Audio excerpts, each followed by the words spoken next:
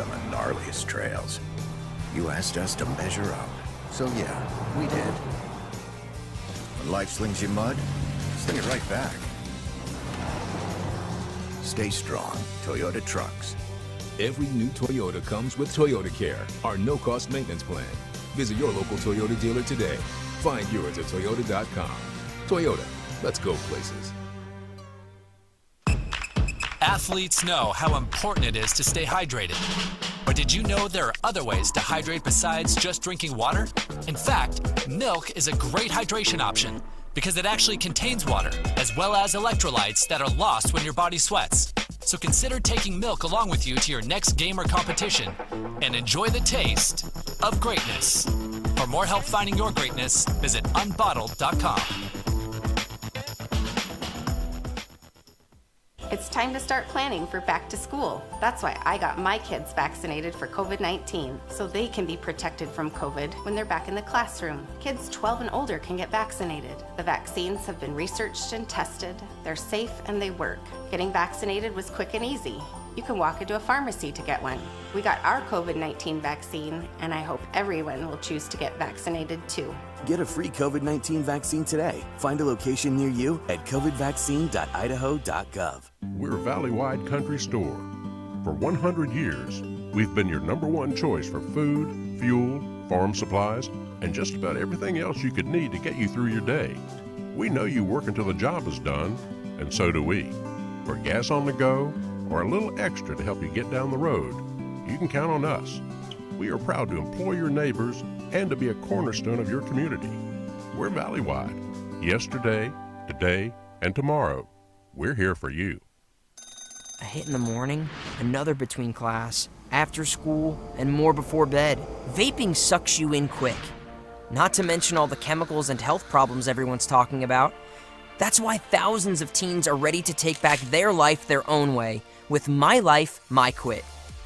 When you sign up with us, you'll get a free and simple quit plan that makes it easier to stop vaping. Visit mylifemyquit.com or text Start My Quit to 36072. You train, you sweat, you practice, you go for the gold, you give 110%, but most of all, you aim for greatness. And milk is the performance enhancer that can help get you to your goal. Trusted by athletes and backed by science, there's a healthy helping of greatness in every refreshing glass of milk. So let nature's original sports drink help quench your thirst for greatness. For more help finding your greatness, visit unbottled.com.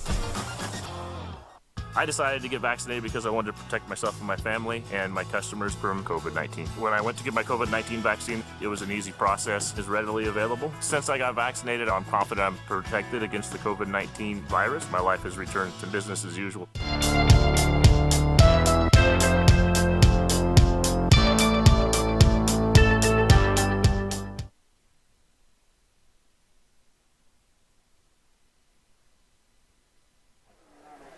Good evening and welcome into this IdahoSports.com Game Streams production of the 2021 Idaho State Football Tournament. Tournament coverage is brought to you by the Idaho Division of Public Health, your local Toyota dealer, Valley-wide co-op and country stores, and Project Filter. Stop smoking, start living. Holt Arena on the campus of Idaho State University in Pocatello, the site for the final game of semifinal weekend across the Gem State. And what a doozy we've got for you here. Two 4A powers representing Eastern Idaho. This is the most packed I've seen Holt Arena this season. It's the Skyline Grizzlies checking in with a 7-4 overall mark up against the Pocatello Thunder. They are 9-2. Hi, everybody inside the broadcast booth. Brandon Bainey alongside Paul Kingsbury. The fans have been The anticipation's been bubbling beneath the surface, and now it's ready to explode over the top between these two very proud, very loyal fan bases. About 20 minutes ago, you looked at me and looked across the way and said, boy, I just expected more people to be here. And those seats over there are filling in quite nicely. It's going to get loud. It's going to get rowdy. Yep. There's going to be a lot of good action, not just in the stands between the two fan bases, but between these two teams. Skyline, despite being the 6th seed, they're still the defending 4A state champs. Yep. Until somebody knocks them out. Pocatello, this is kind of uncharted water. It's been a long time since the Thunder have been this deep into the postseason. Can they continue their run? If you talk to Pocatello, they will have told you from the start of the season, we think we can compete and win the 4A state title. Skyline, of course, thought that because they won it last year. Yep. This is going to be a fun matchup. And coming in 9-2, this is the first time the Thunder have ever gone this far. First year as the new mascot. Well, true. Right? Right. And so, it's a historic year for Pocatello itself. And here they come out, new name, 9-2 record, coming in against the defending champs on basically not home turf, but in eastern Idaho. They didn't have to travel to Boise or up north. And so, we're talking all the fans can be here within an hour's drive. And so if we went outside right now, I'll bet there's a line out there for the ticket booth. So you're right, it's going to get loud, it's going to get noisy, and the football is going to be out of this world. Pocatello has adopted an official motto, into the storm, as they are the Thunder, and they've been riding the rough waters all year. That 9-2 record, the 2 losses were to 5A Idaho Falls, 5A Highland. They are undefeated against 4A competition. Skyline can't say the same. It's been an up-and-down season for the Grizzlies. They lost to Blackfoot, and that cost them the conference title, which forced them into the number 6 seed. However, just by date alone, they have survived and outlasted Blackfoot, right? Now they could both go out in the same round, but technically Skyline is the last team standing. Just by way of scheduling. Yeah. I told Valley View's coach that last week. I said, you guys are the official last team standing from the SIC because they played last Saturday night. That's true. So you're right. He's like, that's right. Thank you very much. Speaking of that game, Skyline really started slow, and they really started slow against Lakeland in the first round game as well. And I've said it all week. Skyline can't afford a slow start against a Pocatello team that is red hot right now. Yeah. Because if they do, Pocatello's got an explosive enough offense to run them out of the building. And coming up against an offense like that in a semifinal game, this is our third game of the day, and we're going to say it again because most of the people weren't watching before. You can't get behind in a game like this. You can go back and forth. You maybe can go down 2 scores, but if you go down more than that, it's not easy to come back. Not just because of where we're at, but you have to rely on teams to make mistakes in order to make those comebacks. And when you get to the semifinals, the teams that are here for a reason, and they don't make a lot of mistakes. And as Skyline does the coin toss, the entire team comes out, little intimidation. They've done this now 3 weeks in a row, and they all meet at midfield while Pocatello will go back to their sideline nearest to us. So, Pocatello last week, the big breakthrough against Bishop Kelly, a team that knocked them out in the playoffs last year. They said, we wanted Bishop Kelly. We wanted that revenge. Pocatello doesn't shy away from it. They say, we want to play the best. We don't care. We want to vanquish the best. And Skyline, I think, certainly is going to be a tough test for Pocatello tonight. Got to exercise those demons, yes, so to speak. And you're right. And I like teams with that attitude that say, you know what, that team's big and scary. Let's not play them. Let's play teams we can beat, right? Right. I like these teams that say, yeah, you beat us once. Let's try it again. Let's go toe-to-toe. Let's step back in the ring and see how it goes this time. Pocatello will kick off to start this contest. Skyline will receive, which means we'll get to see that Grizzly offense first. Lachlan Hackey on the season, 2,042 yards through the air, 30 touchdowns, 8 interceptions. He's been very uneven so far in the postseason, though. His top receiver, of course, Kenyon Sadiq.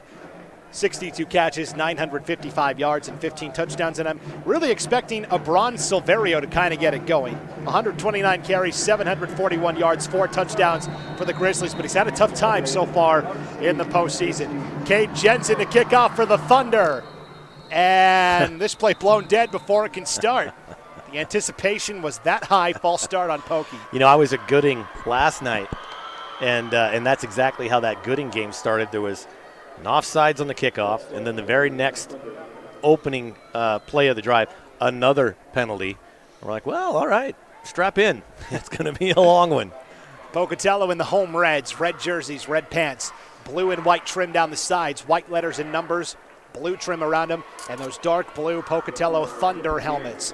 Skyline in the white jerseys, the dark blue pants with the sky blue trim, sky blue letters and numbers, dark blue trim around them, dark blue helmets with the sky blue S for Skyline.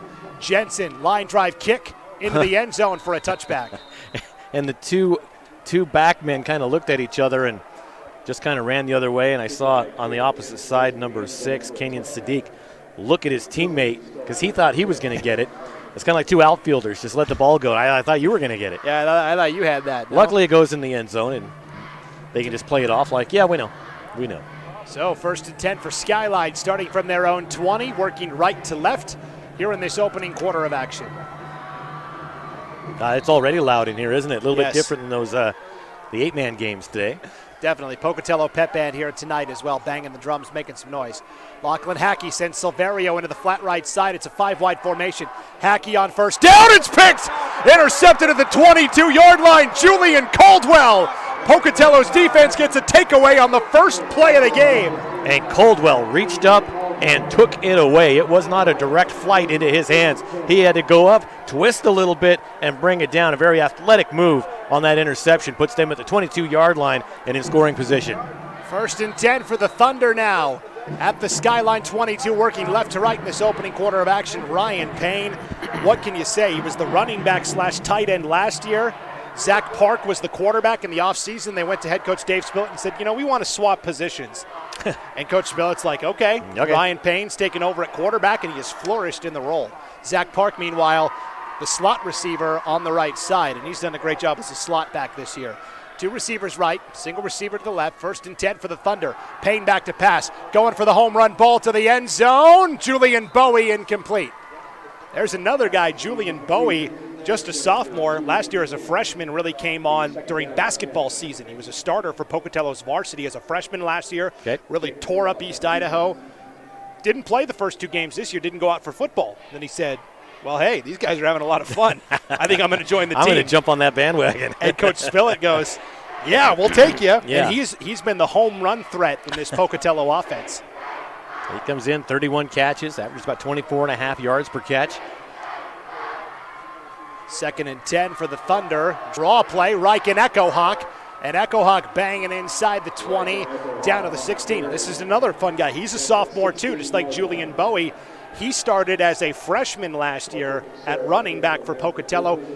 As most freshmen are, he was kind of scrawny, little undersized. He really bulked up in the offseason, and now he has the muscle to go along with that blazing speed. And so Echo Hawk is able to pick up 6 yards there to make it 3rd and 4 for the Thunder from the 18-yard line, or from the 16-yard line of Skyline. 11:15 and counting opening quarter. Julian Caldwell intercepted a pass on the very first play of the game, and Pocatello trying to cash in here. 3rd down and 4 from the Skyline 16. Payne rolling out right side, throws in the flat to Park, but he's tackled immediately at the 20-yard line, and a little extra shove there. That's Chandler Robinson, the All-State linebacker for Skyline, making the stop. As he stood up, he just kind of gave that little knee shove as he was getting up. Official right there. Probably smartly just let him go. Probably gave him a little verbal warning saying, hey, guys, come on. Well, Robinson's the real deal. 124 tackles, 3 sacks, and an interception this year for Skyline. He was an All-State selection last year. Probably will be an All-State selection again this season. So Park lost 3 yards on that reception. 4th and 7. It's a field goal try for Cade Jensen, and it is through. So Cade Jensen knocks home the 36-yard field goal, and Pocatello strikes first 3-0 with 10:19 to play in the opening quarter of action. Well, Conan Heating and Air Conditioning is your Lennox premier dealer in Idaho Falls. Conan Heating and Air Conditioning has been providing superior HVAC service in the Idaho Falls area since 1946. That's 75 years with highly qualified and experienced technicians. No jobs too big, no jobs too small.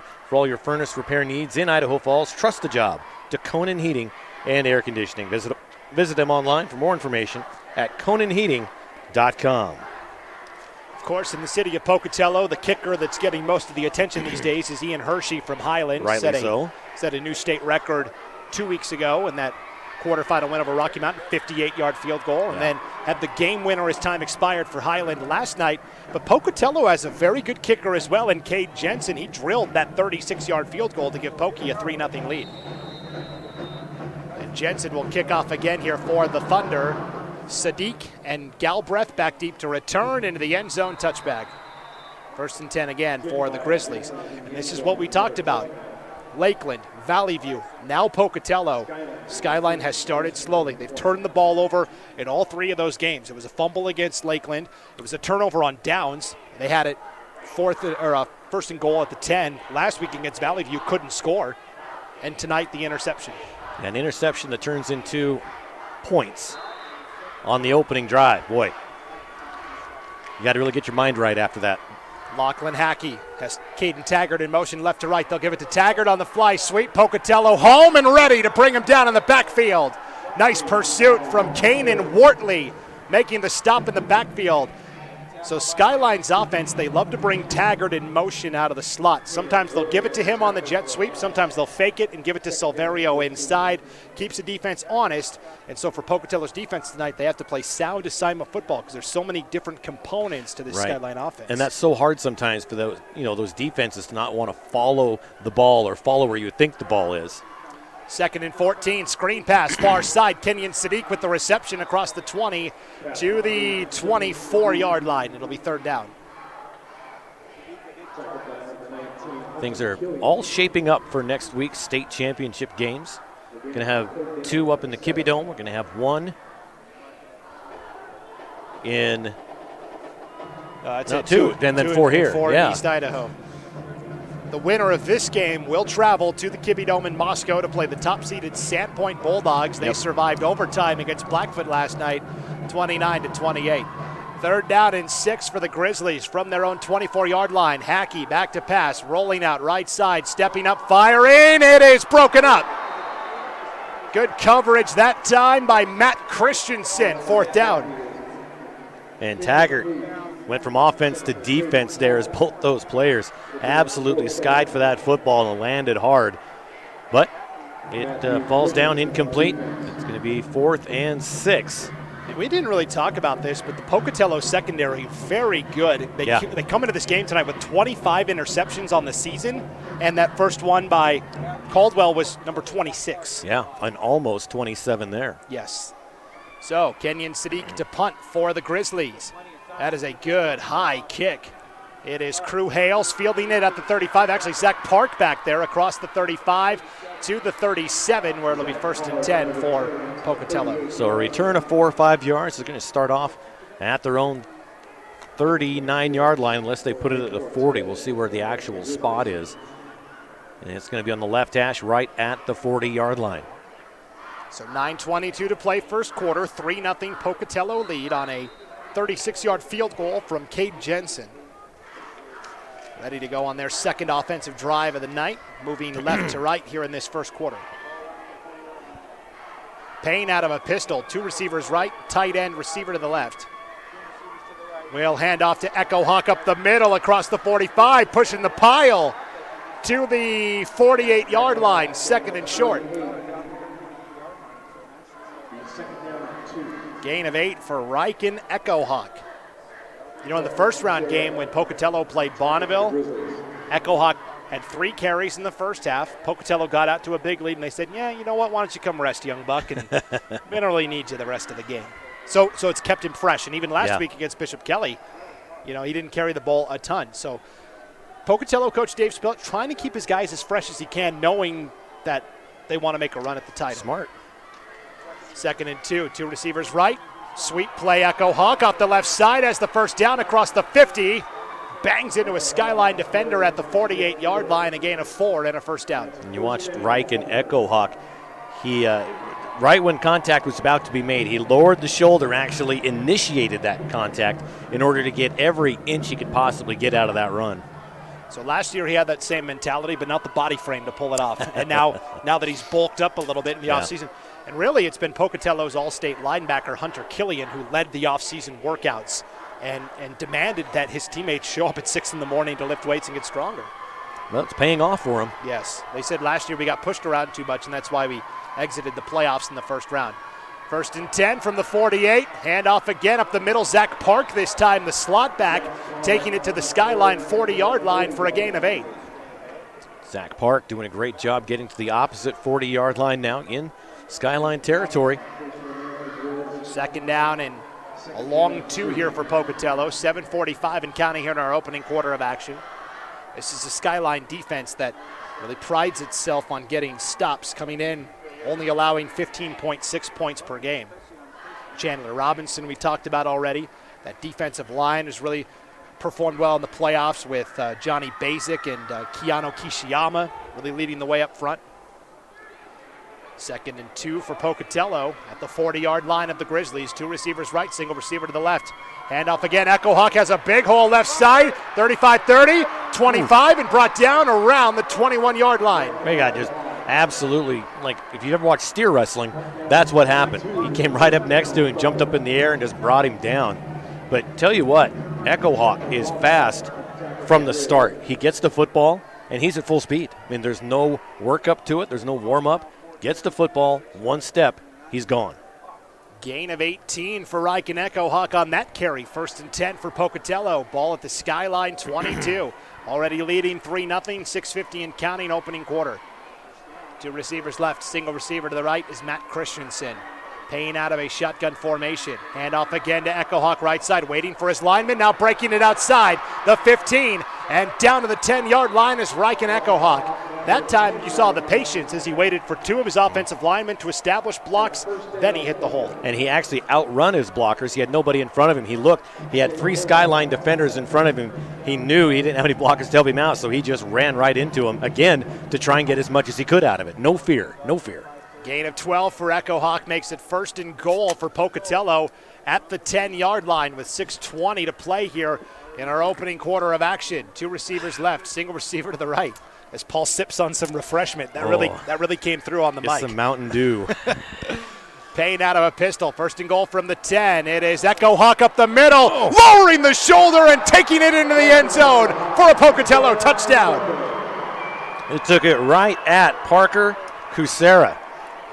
And Kucera did everything he could, but he just got absolutely leveled right into the end zone. Yeah, Parker Kucera came up and tried to meet Echo Hawk head on, but Echo Hawk said, nah, I don't think so. 10-yard touchdown run. Kate Jensen on now for the point after try. Try and extend that lead out to 10-0. Kick is missed wide left, and he kind of got twisted, and yeah, they're going to call a penalty for running into the kicker. You could tell as Jensen kicked that, he got kind of twisted around at the end, and I'm pretty confident that's what the call will be here. We'll see, though. And Skyline is being very aggressive on trying to block that kick, and when you get a little aggressive, well, sometimes that's what happens, and that is the call, Brandon. Yeah. You were right. So, yeah, it kind of came off the foot weird because Jensen was trying to avoid that contact initially, and it came right into him. So did he go for 2 now? Looks like it, right? I like it. Pocatello going to bring the offense out. 6:05 to play, and, you know, this is a Pocatello team that's kind of had a chip on their shoulder all year. They feel like they've been, you know, disrespected, I guess, when it comes to the media polls and things like that, you know. All those jerks in the media. Because all year everyone's been talking about Sandpoint. And is that what Spillett was saying in the walkway down here? Yeah. I figured there was a story behind that. It's all good-natured. Oh, I could tell. I could tell. For sure. I've known Dave for a couple of years, obviously working the Pocatello sports scene, certainly. But they do. They have a chip on their shoulder and feel like they don't get all the credit they deserve. Here's Hunter Killian running in the 2-point conversion. How about 11-0? Who saw this start? 11-0, a fairly common football score. Yeah. What is going on in Holt Arena?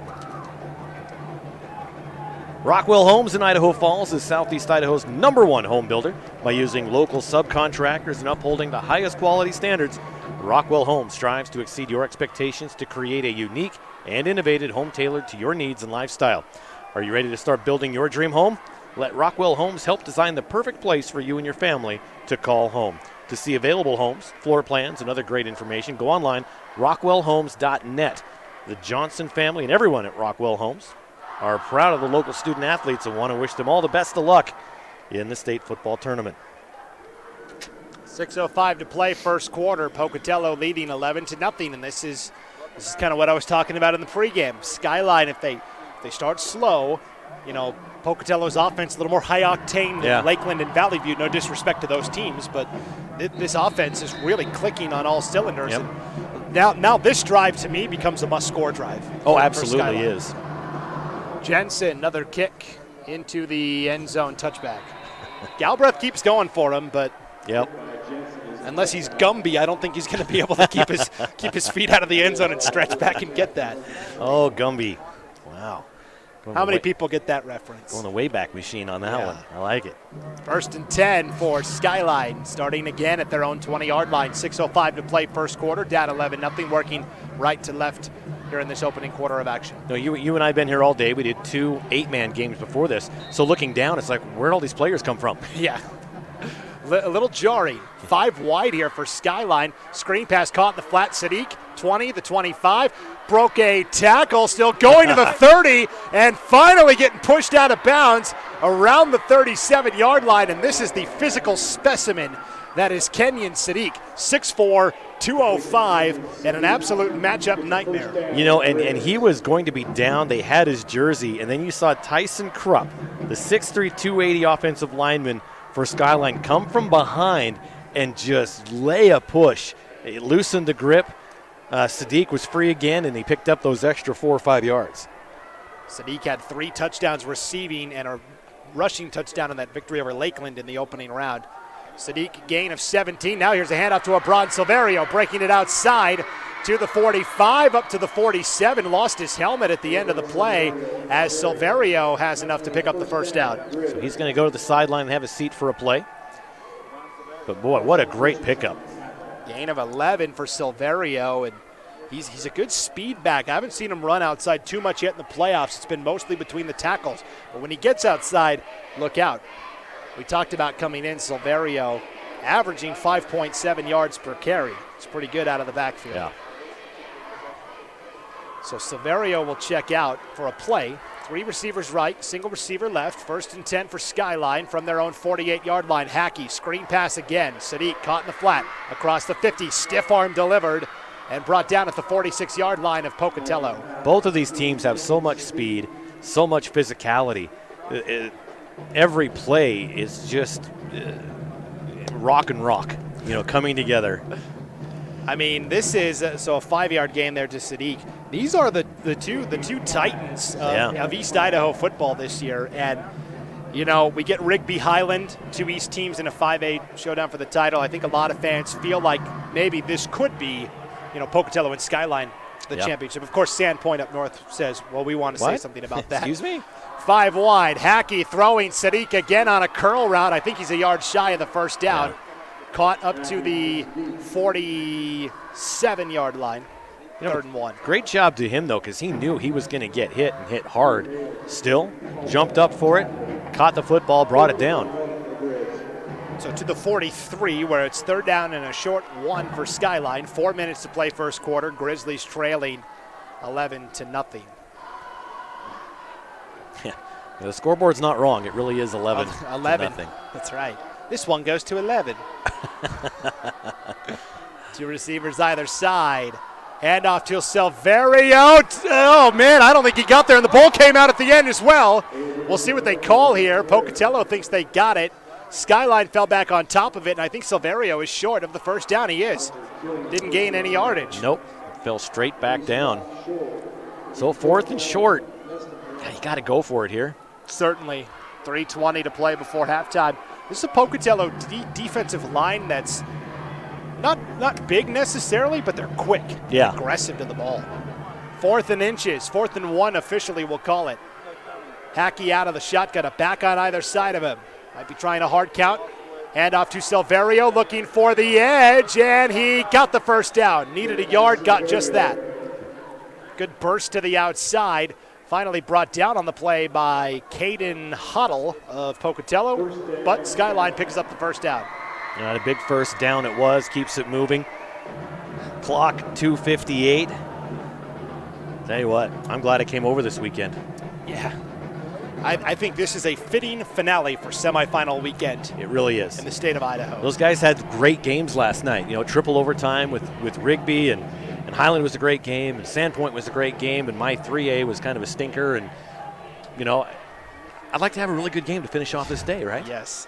1st and 10 for Skyline from the 41 of Pocatello. Hackey, first down handoff to Silverio, right into the teeth of that defense across the 40, up to the 39, a gain of 2.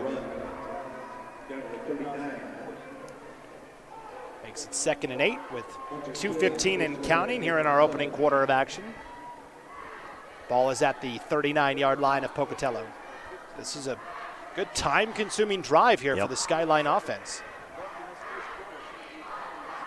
It's definitely not panic time at all. No. I mean, obviously. So they can afford to take some time off, do it right.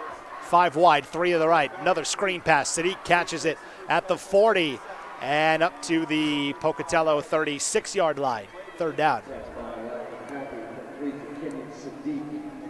Sadiq, I mean, he was built by the football gods to be here. 6'4", 205, and he's a junior. You know, he's probably not going to grow anymore.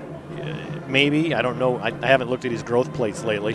But, you know, say he puts on another 5-10 pounds, you know? He started his high school career at Marsh Valley, actually, his freshman season. Went to Skyline for his sophomore year and kind of subbed in on offense last year because Skyline had all those great senior receivers, Right. Maloney and Eames and Ames and et cetera. Right.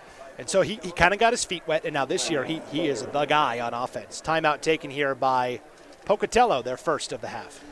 Well, C&B Operations, for all your commercial John Deere new and used agriculture equipment, choose C&B Operations, Eastern Idaho's premier John Deere dealership. Visit C&B Operations at 1102 West Bridge Street in Blackfoot for all your equipment needs, or visit them online at deerequipment.com, DeeRequipment.com. C&B Operations in Blackfoot is a proud supporter of the student athletes and wants to wish everyone good luck in the state tournament.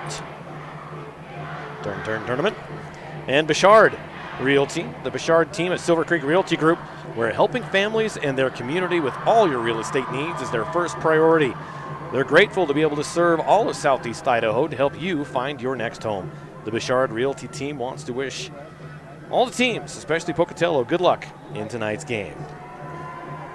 So out of the timeout, 1:13 to play first quarter, 11-0, Pocatello leading. Skyline facing a 3rd and 4 at the Thunder 35-yard line. They've got to get to the 31 to pick up the first down. 4 wide, 2 to either side. Taggart in motion, left to right. Hackey rolling out right side. Firing over the middle. It's caught by Silverio, the 30, the 25, the 20. Cuts back inside to the 15 and slips his way down to the 13-yard line for a first down. And as he slipped through at the 17-yard line, 2 Pocatello defenders ran into each other, which allowed him to pick up those extra 3 yards. A 22-yard connection from Hackey to Silverio on 3rd down. Now, it was Pocatello that took that timeout. Can be a double-edged sword, right? You get your defensive line, but you're also giving the offense a chance to scheme up a good play. Yep. They piggyback off of your timeout. 1st and 10 for the Grizzlies. Ball at the Pocatello 13-yard line. Inside a minute to play first quarter. Grizz down 11-0. 2 receivers either side. Silverio up the middle. Jump cut inside the 10. Down to the 8. Gain of 5. Before that play was even over, the receivers on the far side were walking to the sideline to talk to the coaches. It's not coming to us, so what are we doing next? You're right. I know this is the democratic process. When are we going to get the ball? Yeah. Well, Sadiq's gotten the ball plenty. He's already got 5 catches tonight. Yeah, he's over there saying, "Hey, let me take a breather over here, Right. please."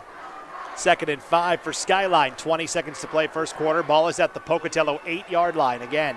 5 wide, 3 to the right, 2 to the left. Taggart in motion, right to left. He'll get it on the sweep. Looking for the edge, cuts it up, and will be brought down at the 7-yard line.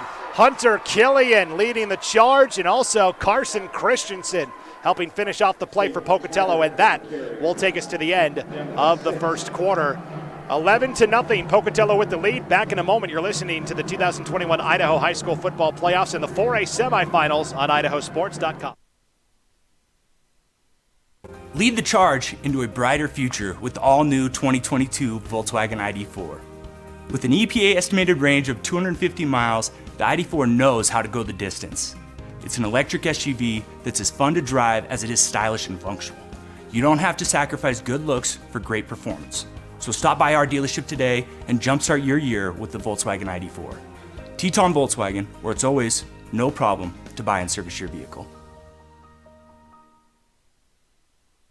Searching for a friendly, experienced insurance agency? Then look no further than Alta Insurance. Alta Insurance provides policies that are personalized to each client's needs by offering a wide range of products and companies to take care of your assets. Let one of our friendly and experienced agents take the time to sit down with you and understand your needs. Call or stop in today with offices in Idaho Falls and Twin Falls. Alta Insurance. It's not just about insurance.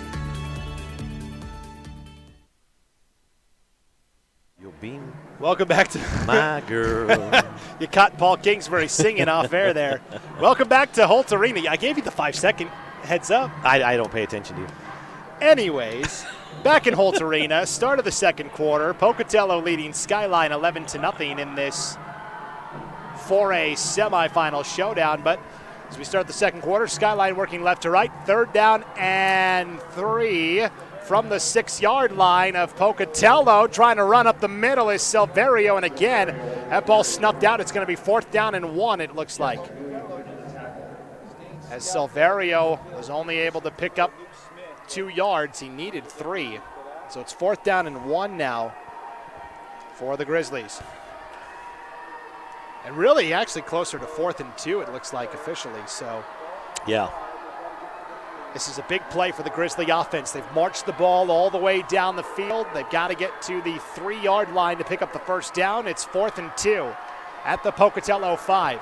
Trailing 11-0. They don't want to come away empty-handed here. Maryland I formation, 4 backs, all in a vertical line. Hackey under center, fakes the toss. Rolling out right side, waggle play, caught. Stretching into the end zone for the touchdown for Skyline. Trying to see who that was. Looked like it was Chandler Robinson, the linebacker, in there as a fullback on the play. That's exactly who it was. Wow, I haven't seen that yet this postseason, so head coach Scott Berger saving a little wrinkle here for the semifinals. Yeah, and that's what you got to do. You have a couple back pages of your playbook that you don't go to a lot. You bring it out times like this. It works. You're on the board. And just like that, it's a 4-point game. As the point after by DeMott is through, so 11-7. Skyline within 4 with 11:07 to play before halftime. Well, Lava Hot Springs is your destination for a relaxing day away from it all. Just 10 minutes from McCammon and I-15. They're open daily from 9 a.m. to 10 p.m., 11 p.m. on Friday and Saturday, and are happily welcoming visitors to sit and enjoy their world-famous hot pools. The all-natural geothermal hot springs are always a warm 102 to 112 degrees. Their indoor aquatic center is open for the fall season on Fridays, Saturdays, and Sundays, and offers kiddie splash time on Tuesday and Wednesday morning just for Brandon. Lava Hot Springs is taking extra precautions to ensure your safety at this time and ask patrons to be respectful of others as you come and soak all your worries away. Check out LavaHotSprings.com for more information. I was going to say some of those guys from Butte County, after getting popped by Dace Jones of Oakley earlier today, could go use a soak in Lava Hot Springs. Yep, absolutely. It is always fun this time of year. All the fans that travel from up north and from far away that are coming here, making it a 2-day trip for the playoffs. A lot of them like to go to Lava Hot Springs and make it a fun trip for the family. Here's a kickoff that doesn't quite get to the end zone. It is Zach Park on the return, tackled inside the 20. Brought down at the 16-yard line. Good coverage that time from Skyline.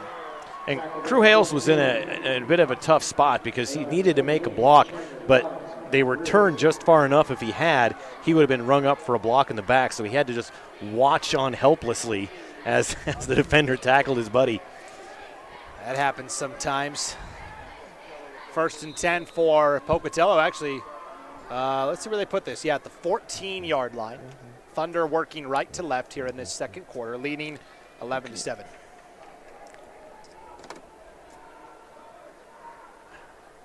So Pocatello will break the huddle, send 2 receivers to the right. Single receiver to the left is Julian Bowie. And who draws the assignment to defend him? Looks like Jake Murdoch. That'll be an interesting battle to watch all night. That's where Payne's looking for the home run ball for Bowie. It is caught over the shoulder at the 50. Broke the tackle. The 40, the 30, the 20, the 10, the 5. Into the end zone for a Pocatello touchdown. He took it away on the catch, and then he had to pull away as the defender was on the ground hanging on to his leg. He did pull away, ran the last 40 yards in. Really no one to beat, and jogged in the last 5 yards. Touchdown. So 17-7, Pocatello on a 86-yard touchdown bomb from Ryan Payne to Julian Bowie. And I can tell you, as soon as Bowie was lined up in single coverage, I said, all right, Murdoch's guarding him, and I knew Pocatello was going to take the home run shot. They love doing that, and that PAT by Cade Jensen is through to make it 18-7, a completely natural football score. Yeah, it really is. You see it all the time. Well, Primetime Auctions, bid anytime, anywhere at PrimetimeAuctions.com. Primetime Auctions has online community auctions every second Saturday and fourth Wednesday of the month that include vehicles, trailers, equipment, furnishings, antiques, sporting goods, and everything in between. They even sell real estate. Visit PrimetimeAuctions.com to set up an account and start bidding. Primetime Auctions, bid anytime, anywhere. I like those online auctions. I might actually go on there and see what they've got, get an account. That's what you're doing instead of helping me broadcast. You've got your laptop open. Oh, crap. The game started. I see what you're doing over there. Listen, this Facebook timeline's not going to read itself, Brandon. All right? Yeah, okay. Keep scrolling. We actually just got all the times and locations, so I'm going to update a couple brackets while we're doing Oh, gotcha. Okay, we'll pass that information along on the air as soon as you can as well. 10:47 to play before halftime, 18-7. Pocatello on the home run ball, 86-yard touchdown from Ryan Payne to Julian Bowie. And again, this is the danger of falling behind early because Pocatello's offense is so explosive. Galbraith will return this one for the first time tonight. Across the 20, the 25's got a hole. The 30, the 35, and out to the 40-yard line. What a return for Ian Galbraith. And what a return for Galbraith, all the way up to the 40. And he literally caught that at the goal line. He was tiptoeing it to make sure he didn't go in and ran it back. So a 40-yard return set Skyline up in great field position. He says, take this, Gumby man. They're like, we don't even know who Gumby is. Right? We don't think it was meant as a compliment. So. First and 10 for Skyline from their own 40, working left to right in the second quarter of action. Lachlan Hackey has Taggart in motion left to right. They will do a double handoff. It's a reverse play left side. On the carry is Hamilton Woodruff for the first time tonight, and Woodruff will take it for a gain of 6 across the 45 to the 46. And an injury timeout for Pocatello now as a player is down on the field. So while they attend to the injured player, we'll step aside and take a timeout. 10:20 to play before halftime, 18-7 Pocatello. Back right after this on IdahoSports.com.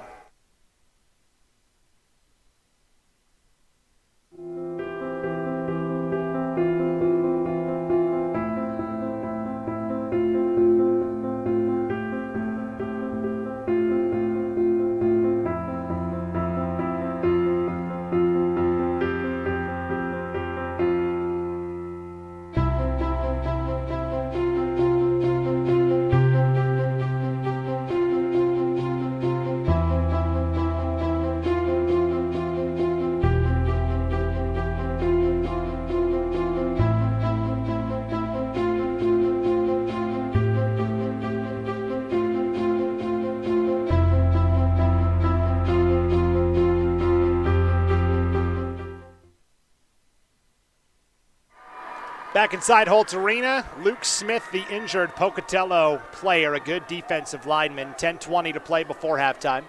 18-7, Pocatello lead over Skyline in this 4A semifinal after the injury timeout. 2nd and 4 for the Grizzlies. From the 49-yard line of Pocatello, it is a delayed draw for Silverio, and Silverio is brought down right at the line of scrimmage. It's actually at the 46-yard line of Skyline. Silverio almost was brought down in the backfield, was able to shake that off, but only gets back to the line of scrimmage. It's 3rd and 4. So Abron Silverio already his 7th carry of the night as Skyline's trying to get him more involved in the offense, but Pocatello's defense has been ready. 3rd and 4 now for the Grizzlies, 2 wide to either side. Silverio on the left hip of Hackey out of the gun. Sadiq in motion this time, right to left. They will hand to Sadiq on the jet sweep. He's got blockers, the 50, and driven out of bounds at the Pocatello 48. That should be enough for a first down, a gain of 6. So Sadiq on the sweep that time is able to pick up the first down. And this is how you can tell when Skyline's really in a bind and they need a guy to make a play, it's Kenyon Sadiq. Yeah. Whether it's on a screen pass, a deeper route, a jet sweep. You know, against Lakeland in that first round game, Skyline hadn't scored yet, and they were desperate. There was a 4th and goal to 1. They put Sadiq in at quarterback, just had him stretch over and get the touchdown. So Sadiq is definitely the go-to guy for Skyline when they need to make a play. It's now 1st and 10 for the Grizzlies from the Pocatello 48-yard line. 9 minutes to play before halftime. Grizz down 18-7. 5 wide, 3 to the right, including Silverio out on the right side, looking for the wheel route. Lachlan Hackey will take off and run instead. Only got a couple of yards. In on the tackle for Pocatello that time, Keith Wyckoff. So Wyckoff stops Hackey for a gain of just a yard. 2nd down and 9. Actually, 2nd and 10 as Hackey got back to the line of scrimmage. They put Silverio out wide to the right side that time and got him in motion, and he was running a wheel route. And I think that's where Hackey was looking. Pocatello did a good job shutting that down. It was Crew Hales at corner on the near side. He's matched up opposite Kenyon Sadiq now on a 5-wide formation. 2nd and 10 from the 48. Hackey over the middle, delivers a dime inside the 30, caught at the 27-yard line for a 1st down. That's Caden Taggart with his first reception of the night. That is a gain of 13 and a 1st down. Actually 16 yards to Taggart. And it's 1st and 10 at the 27-yard line. Taggart got up and actually kind of reached back and just put his hand on his lower back. Kind of one of those, that hurts just a little bit. He's an important part of this Skyline offense as well. He's still out there in the slot on the right side. 3 receivers bunched to the right side, the short side of the field. Single receiver over to the left. Silverio up the middle, has a hole inside the 15 and brought down at the 7-yard line of Pocatello. Another 1st down for the Grizz. And all of a sudden, Skyline's offense starting to get into a flow. That's a 20-yard run for Abron Silverio. And it is 1st down and 10. Ball at the Pocatello 12-yard line. So actually a gain of 15 on that carry. 7:15 to play before halftime. Silverio again up the middle inside the 10, down to the 6. Gain of 6, 2nd down. 7:05 to play here before the half. It is 18-7, Pocatello leading, but Skyline on the move. You can really hear the fans going on both sides here. This finally feels like a postseason game. Holt Arena packed on that far side with fans. Skyline and Pocatello really represented. Blue versus red. Where have I seen that before? That's right. That's exactly right. Nowhere in the news lately. Nope. 2nd down and 4. Ball at the Pocatello 6. They can pick up a 1st down without getting the touchdown. Silverio bounces outside, lunges for the end zone, and he's down at the 1. Boy, he lunged at the end zone, and they literally caught him. Number 12, Cade Jensen, just caught him and dropped him at the 1-yard line. It's like the guy who tries to dunk from the foul line and realizes, oh man, I took off too early. Yeah, ends up falling a little short. So a 5-yard run for Abron Silverio. Makes it 1st and goal at the 1 for Skyline with 6:10 to play before halftime. And the Grizzlies trailing 18-7. Big play here. Again, it's that Maryland I formation with Chandler Robinson in there as a fullback. 4 backs aligned in a vertical line. It is a toss play right side. Caden Taggart into the end zone for a Skyline touchdown. Skyline coming back, making a 5-point game. And a PAT would make it a 4-point game. Again, as odd as that sounds. We do math. So Taggart runs it in from a yard out. And it will be DeMott on for the point after try here. Jacob DeMott, who's a great kicker for Skyline as well. And actually now it looks like the offense is going to stay out there and go for 2. Try and cut it to a 3-point game to maybe set up DeMott for a field goal at a tie later. Okay, this could be a big play. 5:54 to play before halftime. Skyline going to line up and go for 2. As Taggart scored on the 1-yard run. Man in motion is Taggart right to left. Hackey back to pass, throws in the flat right side. It is Kenyon Sadiq in for the 2-point conversion. We've got a 1-score game, 18-15 with 5:54 to play before halftime. So Taggart with the 1-yard run. Hackey to Sadiq for the 2-point conversion. Again, really settling in to what's been a good game so far. 5:54 to play before halftime. Tonight's game brought to you in part by Bringhurst Family Dentistry. They offer affordable, complete dental care for your whole family, and they've been serving Pocatello for over 40 years. New patients are always welcome, and emergency care is available. They'll take care of you and your family.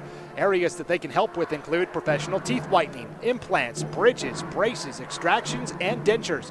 Bringhurst Family Dentistry is located at 1175 Call Place, Suite 200 in Pocatello. You can also call them at 208-232-1260. That's Bringhurst Family Dentistry. Skyline ready to kick off with 5:54 to play before halftime.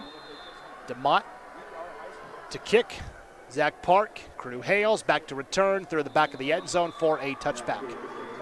So now it's Pocatello's turn. You know, so far in the playoffs, first round against Bonneville, quarterfinals against Bishop Kelly. When Pocatello's hit the big home run ball to Julian Bowie, the other team hasn't responded. So Skyline got punched. They came right back with an uppercut. Now it's how does Pocatello respond, right? They still have the lead, but it's only 3 points, 5:54 to play before halftime.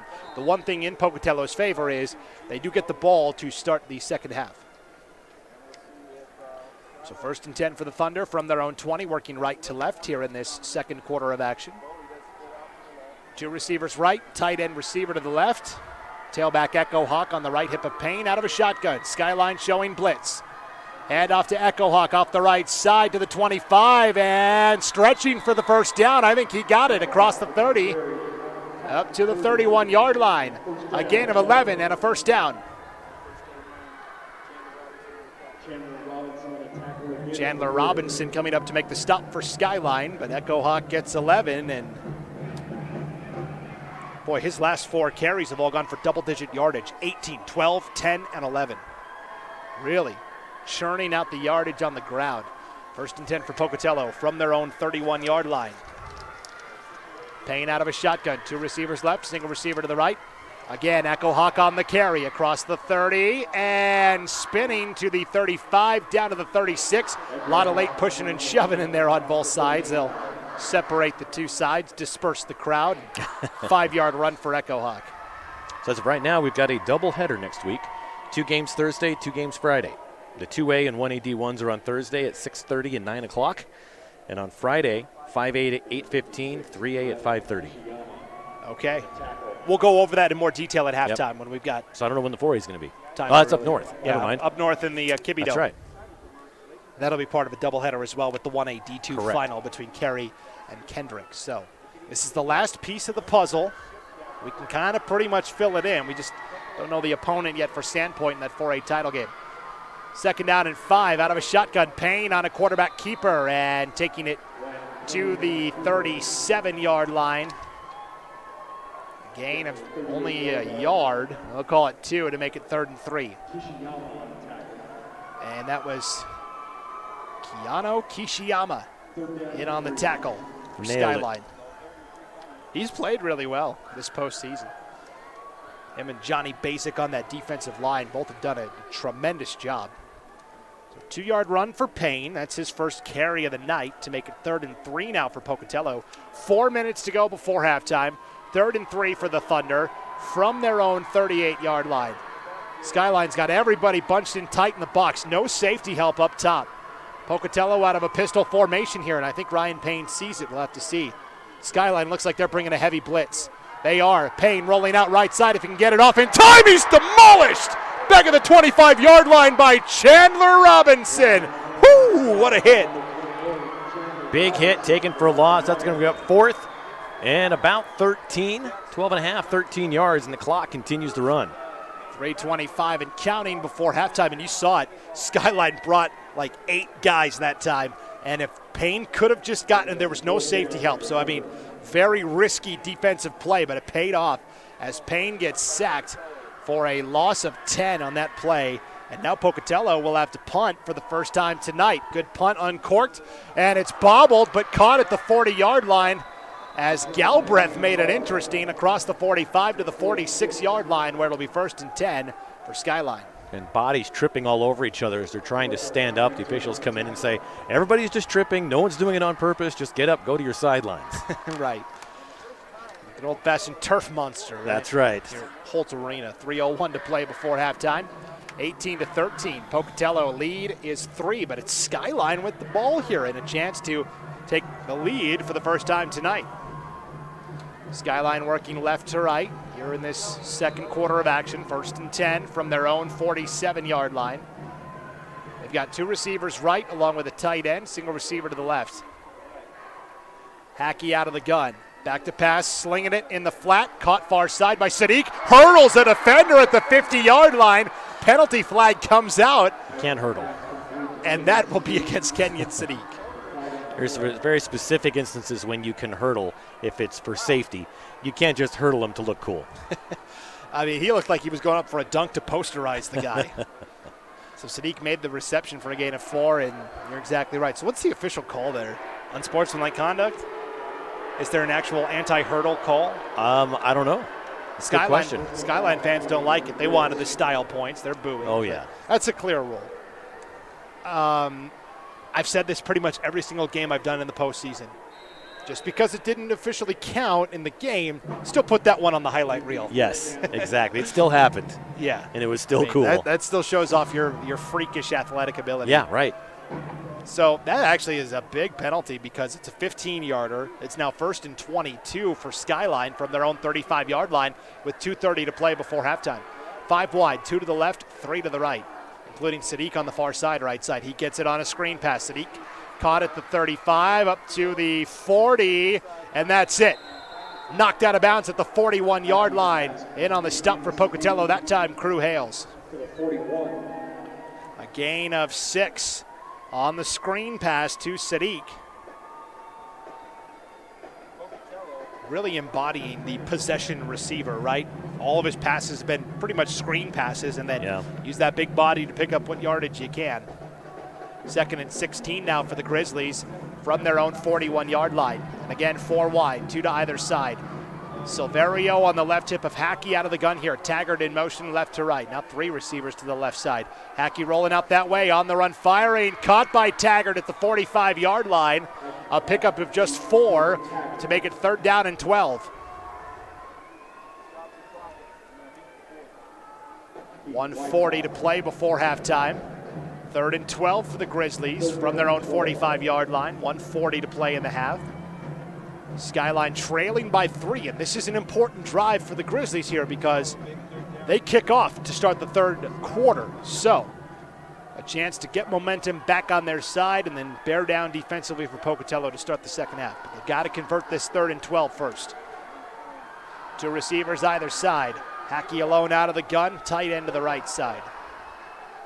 3rd and 12. Back to pass is Hackey. Pocatello rushes 4 over the middle. It's caught inside the 40, down to the 37. Abron Silverio, his first catch of the night. That is a gain of 17, down to the 37 and a first down. It's actually the second grab of the night for Silverio. 1st and 10 for Skyline. Again, 5 wide, 1:20 to play before halftime. The Grizzlies have all 3 timeouts left. Screen pass, low, caught by Sadiq at the 40, the 35, and up to the 31-yard line. And now Skyline will spend their first timeout of the half with 1:08 to play before halftime. We'll take a break and come back. You're listening to the 2021 Idaho High School Football Playoffs and the 4A State Semifinals on IdahoSports.com. Scott here from Teton Honda in Pocatello. Our dealership operates on a no-problem philosophy that's designed to put you in charge of your next vehicle purchase. Prefer to shop online? No problem. Evenings or weekends? No problem. Need a wide range of financing and leasing options? No problem. So whether it's one of our beautiful new Hondas or just a vehicle that's new to you, at Teton Honda, we'll help you find the perfect vehicle for your needs. Experience car buying like never before at Pocatello's only no-problem dealership. Back inside Holt Arena in Pocatello, Brandon Bainey, Paul Kingsbury. 1:08 to play before halftime. Pocatello leading Skyline in this 4A semifinal, 18-15. Out of the timeout, it's 2nd and 5 for the Grizzlies from the 32-yard line of Pocatello. 2 timeouts at their disposal for Skyline as well. So, 2nd down and 5.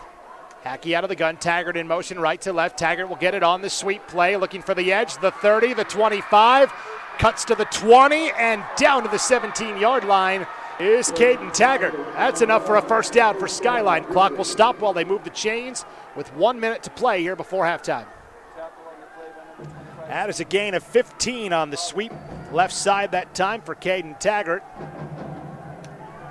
And it'll be 1st and 10 for Skyline at the Pocatello 17-yard line. 50 seconds and rolling here before halftime. They still have 2 timeouts to work with as well. Skyline looking to take the lead for the first time tonight. Tight end and 2 receivers to the right, single receiver to the left.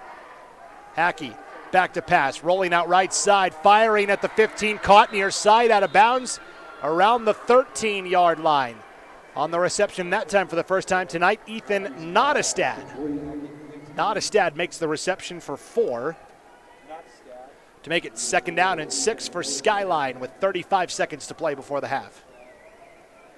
Ball is at the Pocatello 13-yard line. Thunder defense trying to make a stop. Skyline offense trying to score. That's generally how football works. Is that how that works? That's what I've been told.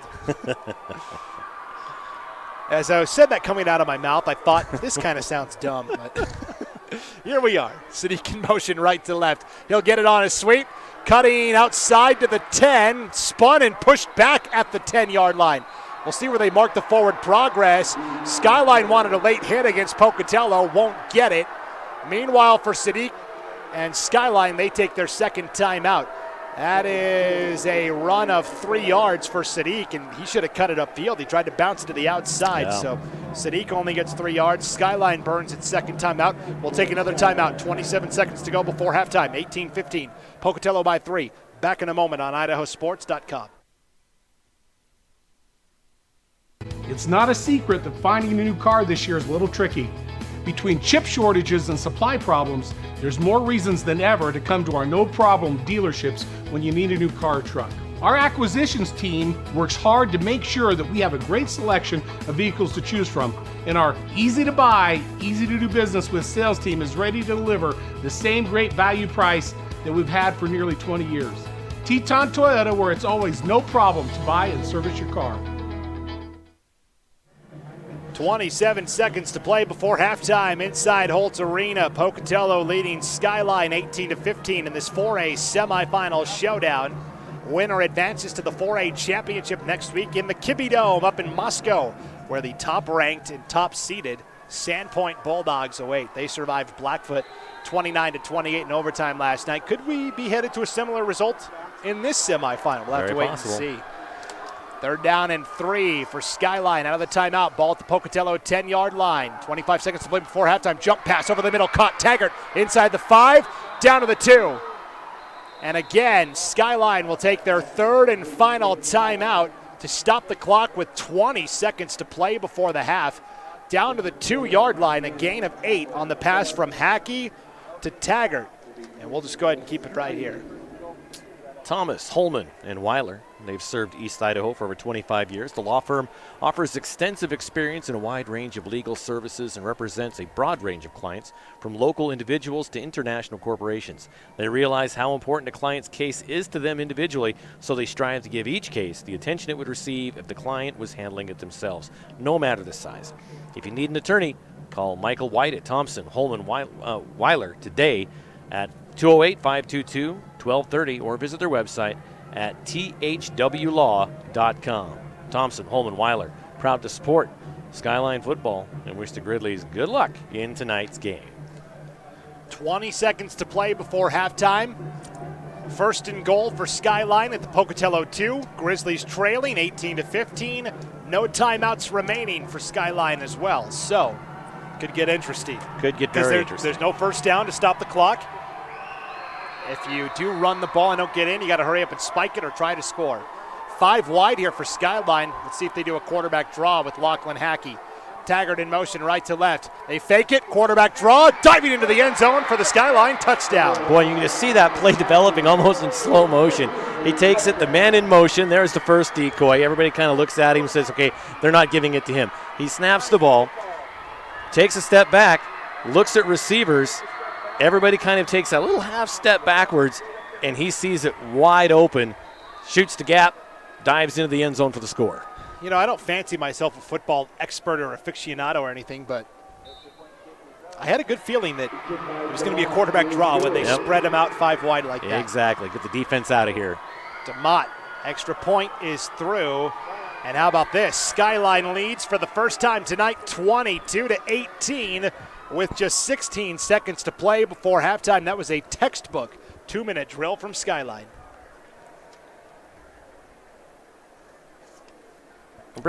Sure was, Brandon. Sorry, papers fell down. Right you are, Brandon, right you are. Bringhurst Family Dentistry offers affordable, complete dental care for your whole family and has been serving Pocatello, how long? For over 40 years. New patients are always welcome and emergency care is available. They'll take care of you and your family, Brandon. Areas that they can help with include professional teeth whitening, implants, bridges, braces, extractions, and dentures. Bringhurst Family Dentistry, located at 1175 Call Place Suite 200 in Pocatello. You can also give them a call at 208-232-1260. Bringhurst Family Dentistry. Too bad they can't help you learn how to read, Paul. I never learned how to read. Everybody thinks we hate each other whenever we do these games because we just trade barbs back and forth. We actually genuinely enjoy each other's company. We do. We really do. We really like razzing each other. So through the back of the end zone, DeMott's kick for a touchback, 1st and 10 for Pocatello from their own 20-yard line. Just 16 seconds to go before halftime, but Pocatello has 2 timeouts remaining, and they've got the home run hitter in Julian Bowie, so I wouldn't rule anything out here. A lot can happen in 16 seconds. Especially with this offense. But how about Skyline answering the call? They got off to the slow start for the 3rd game in a row, answered it, got a stop on defense that they needed, and they've turned it around up 22-18. 1st and 10 for Pocatello. 2 receivers right, Bowie alone on the left. So they will hand off to Echo Hawk, trying to stretch it to the outside. Ducks out of bounds at the 25-yard line with 11 seconds to play before halftime. Gain of 5 for Reich and Echo Hawk. These sidelines are really narrow. As you come off the sidelines, you've basically got the team, you've got a bench, and a wall. So coming off that, if you come off the field hot, you need to stop in a hurry, or you could be injured down there. Yeah, it's like walking a tightrope. It's a very small area. So 2nd and 5 for Pocatello. They ran the ball on 1st down, but Echo Hawk got out of bounds to stop the clock. So we'll see here. 2 receivers left, single receiver to the right. Payne, again, will hand off to Echo Hawk. Will take it across the 30 and brought down at the 31, and that should take us to halftime. A couple late shots coming in from both teams. Exceptions taken on both sides. Oh, and penalty flags come out probably for both sides, I imagine. I would imagine so. That or possible someone said the magic word. I'm not quite sure what might have happened. It was quite a bit afterwards. Yeah, let's see here. This reminds me of, like, the good old days when, like, Oklahoma would play Nebraska and they hated each other and it was physical and smash mouth. And now these guys, they don't hate each other, but they don't like each other. They're not exchanging Christmas cards. Mutual respect. I've seen it a couple times out there tonight. Yeah. Let's get this all sorted out with 4 seconds to play before halftime. 2 penalty flags came out. 22-18 Skyline. Pocatello had the ball. They were just trying to run the clock out to get to halftime. So really interesting to see what the calls are here. It's against Pocatello. Unsportsmanlike conduct penalty against the Thunder.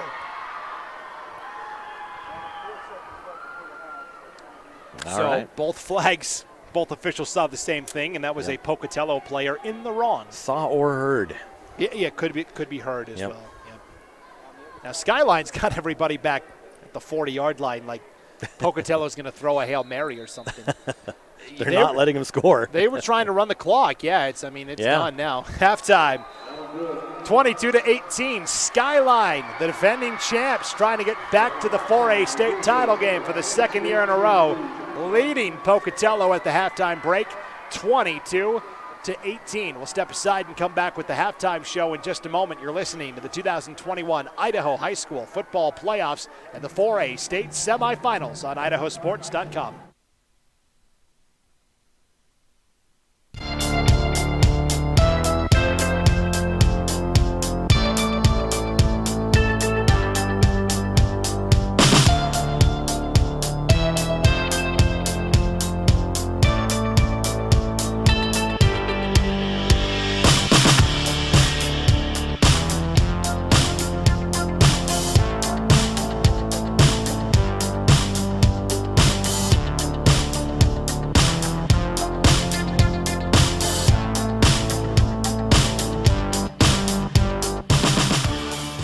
I can't believe we have to make this commercial. It's ridiculous.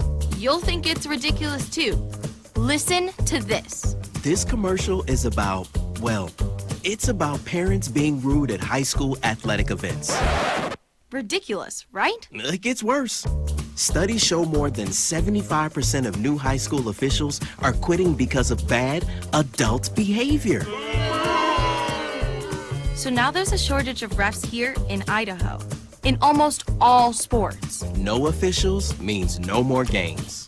Is that what you want for us? Come on, parents. It's time to grow up. Cheer for your team. Be proud of your children. But stop being so ridiculous. And don't make us run another commercial. Because we will. This message presented by the Idaho High School Activities Association and the Idaho Athletic Administrators Association, reminding you to always practice good sportsmanship. You've heard it before. There is no I in team, but there is an I in dairy. Dairy foods are a great source of protein, which is vital for helping rebuild and repair muscles after exercise. So your body can be at the top of its game at your next competition. So grab some milk, cheese, or yogurt after you work out, train, or play. Yes, it's true. There is no I in team, but there is an I in win. For more help finding your greatness, visit unbottled.com. It's time to start planning for back to school. That's why I got my kids vaccinated for COVID-19, so they can be protected from COVID when they're back in the classroom. Kids 12 and older can get vaccinated. The vaccines have been researched and tested. They're safe and they work. Getting vaccinated was quick and easy. You can walk into a pharmacy to get one. We got our COVID-19 vaccine, and I hope everyone will choose to get vaccinated too. Get a free COVID-19 vaccine today. Find a location near you at covidvaccine.idaho.gov. A hit in the morning, another between class, after school, and more before bed. Vaping sucks you in quick. Not to mention all the chemicals and health problems everyone's talking about. That's why thousands of teens are ready to take back their life their own way with My Life, My Quit. When you sign up with us, you'll get a free and simple quit plan that makes it easier to stop vaping. Visit mylifemyquit.com or text Start My Quit to 36072. Dear Exit Strategy, all your pieces are in place. A tranquil lake, a serene sky, an emerald forest, a secret hideout. Thanks for being there just when I need you most. Always Toyota SUVs. Every new Toyota comes with Toyota Care, our no-cost maintenance plan. Visit your local Toyota dealer today. Find yours at Toyota.com. Toyota, let's go places. We're Valley-wide cooperative. For 100 years, we've been your first choice for residential and commercial propane, fuels, oils, and lubricants. We service HVAC, install water heaters, propane tanks, and accessories. And yes, we'll even deliver right where you need it. Because for us, serving is more than a job, it's a way of life. We are proud to employ your neighbors and to be a cornerstone of your community. We're Valley-wide. Yesterday, today, and tomorrow. We're here for you. Perform, refuel, recover, repeat. It's the recipe for success in any kind of sport, and dairy can be a key ingredient in every one of those steps. Dairy foods supply your body with high-quality protein to rebuild and repair muscle, carbohydrates to help you refuel, and fluid and electrolytes to help you rehydrate. So your personal recipe for greatness can be perform, win, repeat. For more help finding your greatness, visit unbottled.com. I decided to get vaccinated because I wanted to protect myself and my family and my customers from COVID-19. When I went to get my COVID-19 vaccine, it was an easy process, is readily available. Since I got vaccinated, I'm confident I'm protected against the COVID-19 virus. My life has returned to business as usual.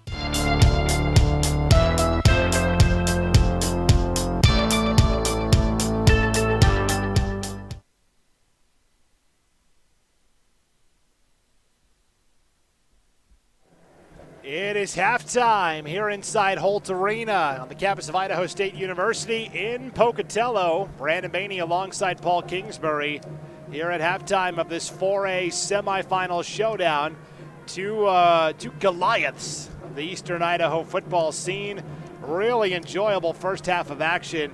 And at the halftime break, it is the 6th-seeded Skyline Grizzlies, the defending 4A state champs, on top of the 2nd-seeded Pocatello Thunder, 22-18.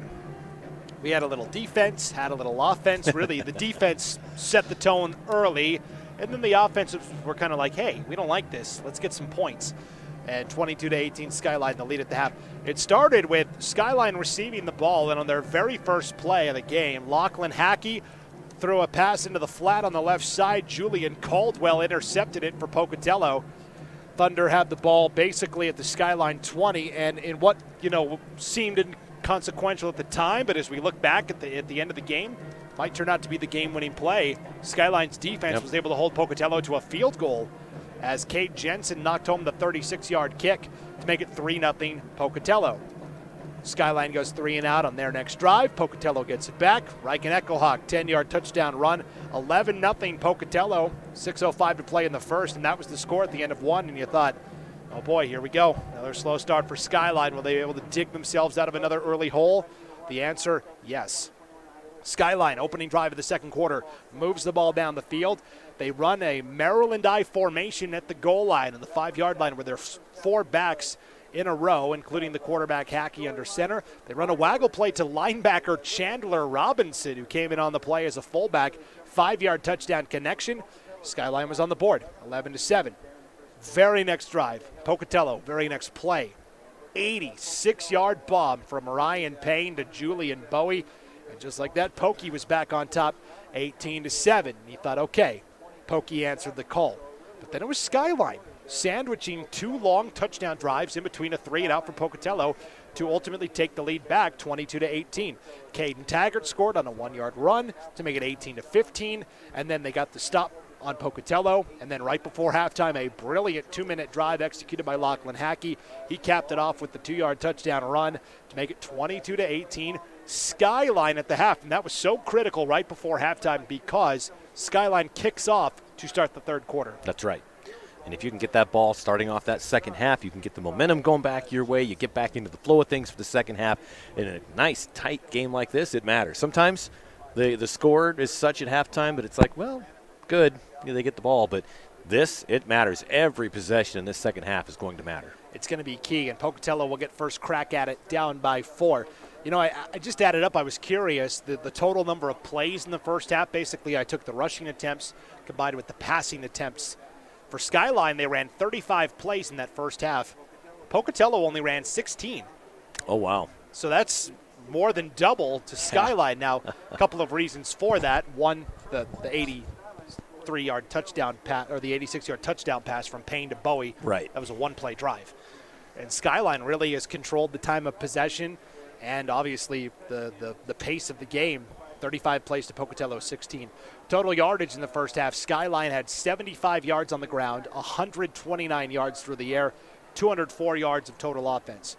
Pocatello doesn't get any more balanced than this. 85 yards on the ground, 83 yards through the air, 168 yards of total offense. Individually for Skyline, the leading rusher, Abron Silverio, 10 carries for 47 yards. After that, it is Caden Taggart, 5 carries for 13 yards and a touchdown. Kenyon Sadiq, 2 carries for 9 yards. It is Hamilton Woodruff, 1 carry for 6 yards.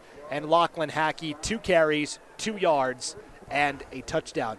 Lachlan Hackey in that first half, on the very first pass of the game, he threw that interception. After that, he really settled in and finished 14 of 16 in that opening half for 129 yards, touchdown, and the interception.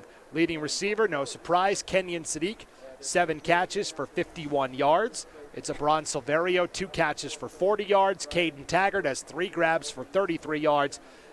And all these receivers piling up the catches and the yardage. But who has the touchdown? A linebacker. Yeah, right. Chandler Robinson, 1 catch, 5 yards in the touchdown. It doesn't matter who does it as long as it gets in, right? That's right. Everybody share. It's all about a team effort. Team effort. Pocatello in the first half. Reichen Echohawk leading rusher, 10 carries, 85 yards and a touchdown. That's 8.5 yards per carry. Zach Park, 1 carry for 8 yards. Ryan Payne, 2 carries, -8 yards. Ryan Payne is just 1 of 3 passing. We think of Pocatello as this high-flying offense. They only threw 3 passes in the first half. Payne was 1 of 3. He made the 1 count. It was the 86-yard touchdown pass. Actually, 2 of 3. Sorry, 2 of 3 in the first half was Payne. The 1 pass went for 86 yards and a touchdown to Julian Bowie. The other pass went for -3 yards to Zach Park. So, 2 of 3, 83 yards and a touchdown at halftime. Take it away. That is almost 30 yards per attempt for Ryan Payne. That's like unheard of. Yes. So I don't expect that trend to continue. Probably not.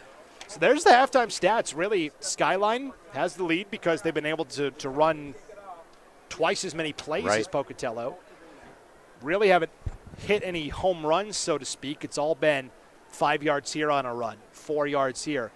Sadiq, we mentioned in the first half, 7 catches, but only 51 yards because it's all been those little screen passes, right? Right. So Pocatello's the high-flying offense with the home runs. Skyline, a little more, conventional, having to work at it, matriculate their way down the field. Methodically. Yes. So those are the halftime stats.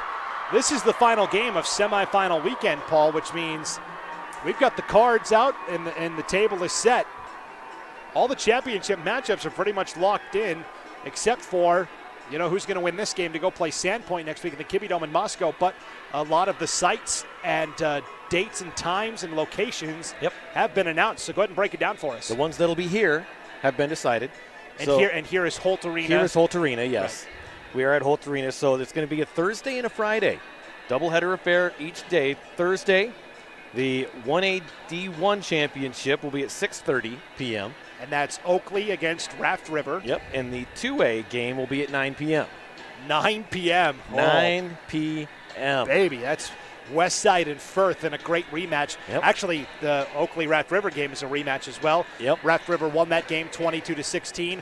Westside beat Firth 26-20 in overtime way back in the season opener. Okay, so those are the 2 games Thursday. Friday night, you've got the 3A game at 5:30 p.m. Okay, and that is Sugar Salem against Weiser. Weiser technically the home team as the 3 seed. And the 5A game, 8:15 here at Holt. And that's the one everybody in East Idaho wants to see. It's Highland against Rigby, another rematch from the regular season. That's exactly right. So we know those 4, and we're just waiting to find out what the Kibbie Dome is going to do. We anticipate a doubleheader Friday or Saturday. We know that the 1A D2 championship will be held there. That's Cary against Kendrick. And, of course, the winner of this game will play Sandpoint in the Kibbie Dome in Moscow as well. And for both of these teams, that would be their really first significant road trip of the season, right? Skyline has had all home playoff games, as has Pocatello.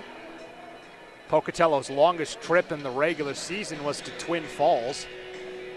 And Skyline's longest trip, I don't think they left East Idaho. I'm trying to remember. I don't think so. So, let's look. Pocatello's longest trip, to Twin Falls. Skyline's longest trip was to Madison, I guess, Rexburg. That's not far. That's not far. So for either team, really the first big road trip of the season. I happen to be friends with the guy that runs the Kibbie Dome. Okay, you're going to try and get some insider info. Sending him a text. Okay. Casey Scheffler, Potlatch guy. Went to school at Potlatch. Okay. And speaking of, just before halftime, George Casper, who manages Holt Arena, walked by. He's great to work with. He's always treated us really well. Absolutely. IdahoSports.com. He's one of the best. Known him for 20 years-ish, He runs a tight ship, and there's a reason why the IHSAA wants to be in Holt Arena when it comes to the postseason. Because they know it's going to be a well-managed venue. Yep. So.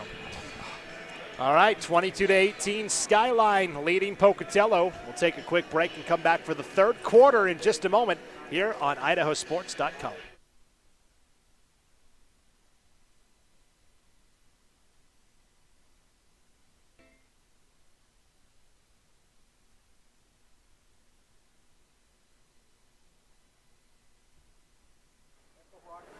Welcome back to Holt Arena on the campus of Idaho State University in Pocatello.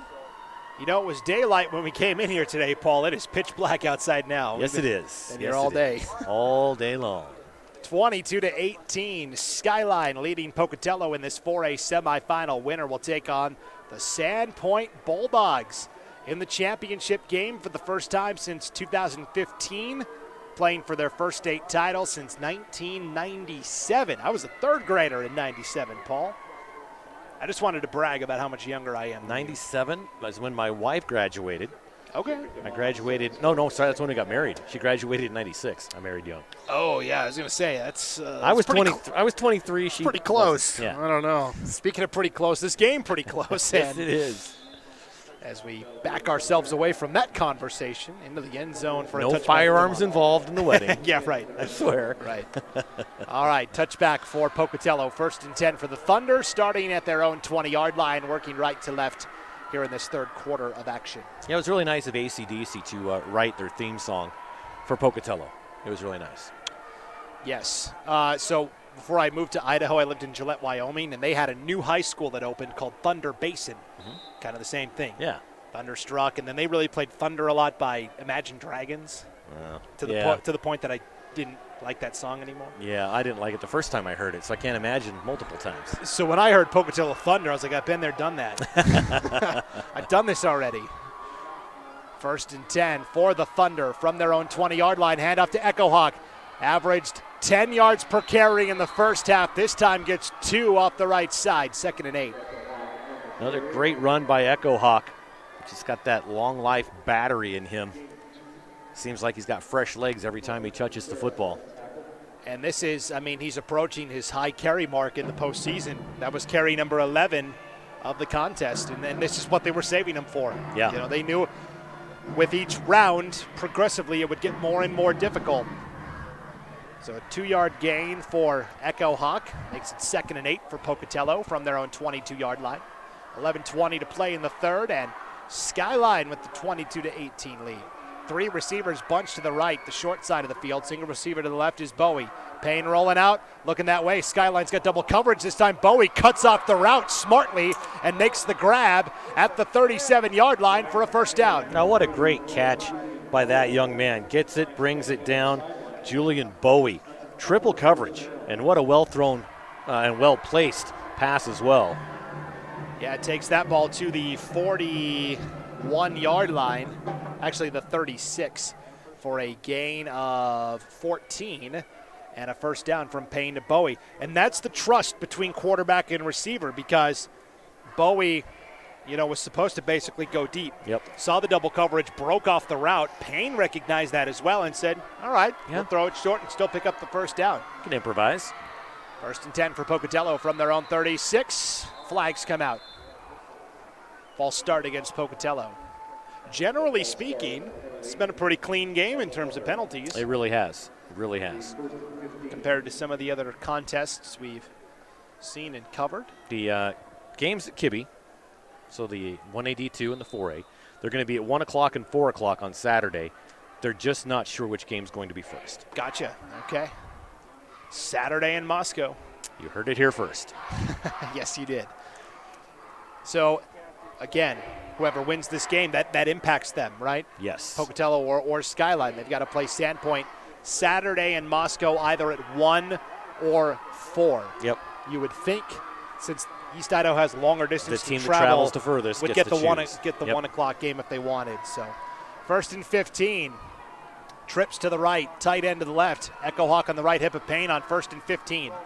Payne rolling out right side, throwing deep downfield. Bowie left alone, but he overshot him by 3 yards. Incomplete, 2nd down. Left alone, the throw was made on the run. Still a strong throw. I mean, he got that down the field in a hurry and overthrew his receiver, again, while he was on the run. But better to overthrow than underthrow in that situation. And Ryan Payne left in a crumpled heap at the end of that play. 2 of his offensive linemen had to help him up, and he is walking over to the sideline very slowly to talk to head coach Dave Spillett. Now, he's going to stay in because he's a tough guy and a gamer, but he took an absolutely devastating blow as he unleashed that pass. He can't breathe right now, but he's a gamer. Yeah, seriously, probably got the wind knocked out of him. 9:56 to play in the third. 22-18 Skyline leading. 2nd and 15 for Pocatello from their own 31-yard line. 5 wide. Payne in trouble. Rolling out right side. Sacked. Back of the 16-yard line. In on the sack that time for Skyline. One of the defensive linemen. The big guy. That is Alex Cortez. 6 foot, 225, and a senior. Yeah, he came through, and at first you kind of thought maybe Payne was going to duck out of it, but he just gave up. He knew he was dead to rights, and he just got wrapped up and dropped way, way back. That is a loss of 13 yards to make it 3rd and 28 now for Pocatello from their own 18-yard line. 9:10 to play in the third. Pocatello going to go 4 wide here, 2 to either side. Skyline looks like they'll rush 4. They do. It's a middle screen. Caught at the 15, the 20. Reich and Echo Hawk spinning at the 25. And that's it. 4th down, Pocatello will punt. Gain of 7 to Echo Hawk. So, Skyline, twice in a row now, have forced Pocatello to punt. I feel like this defense is starting to get their feet under them a little bit. Yeah, they really started off this game like a lightweight fight.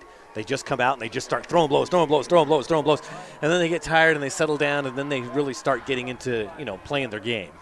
Matt Christensen punting for Pocatello. Fair catch signaled for at the 39. Hauled in by Ian Galbraith.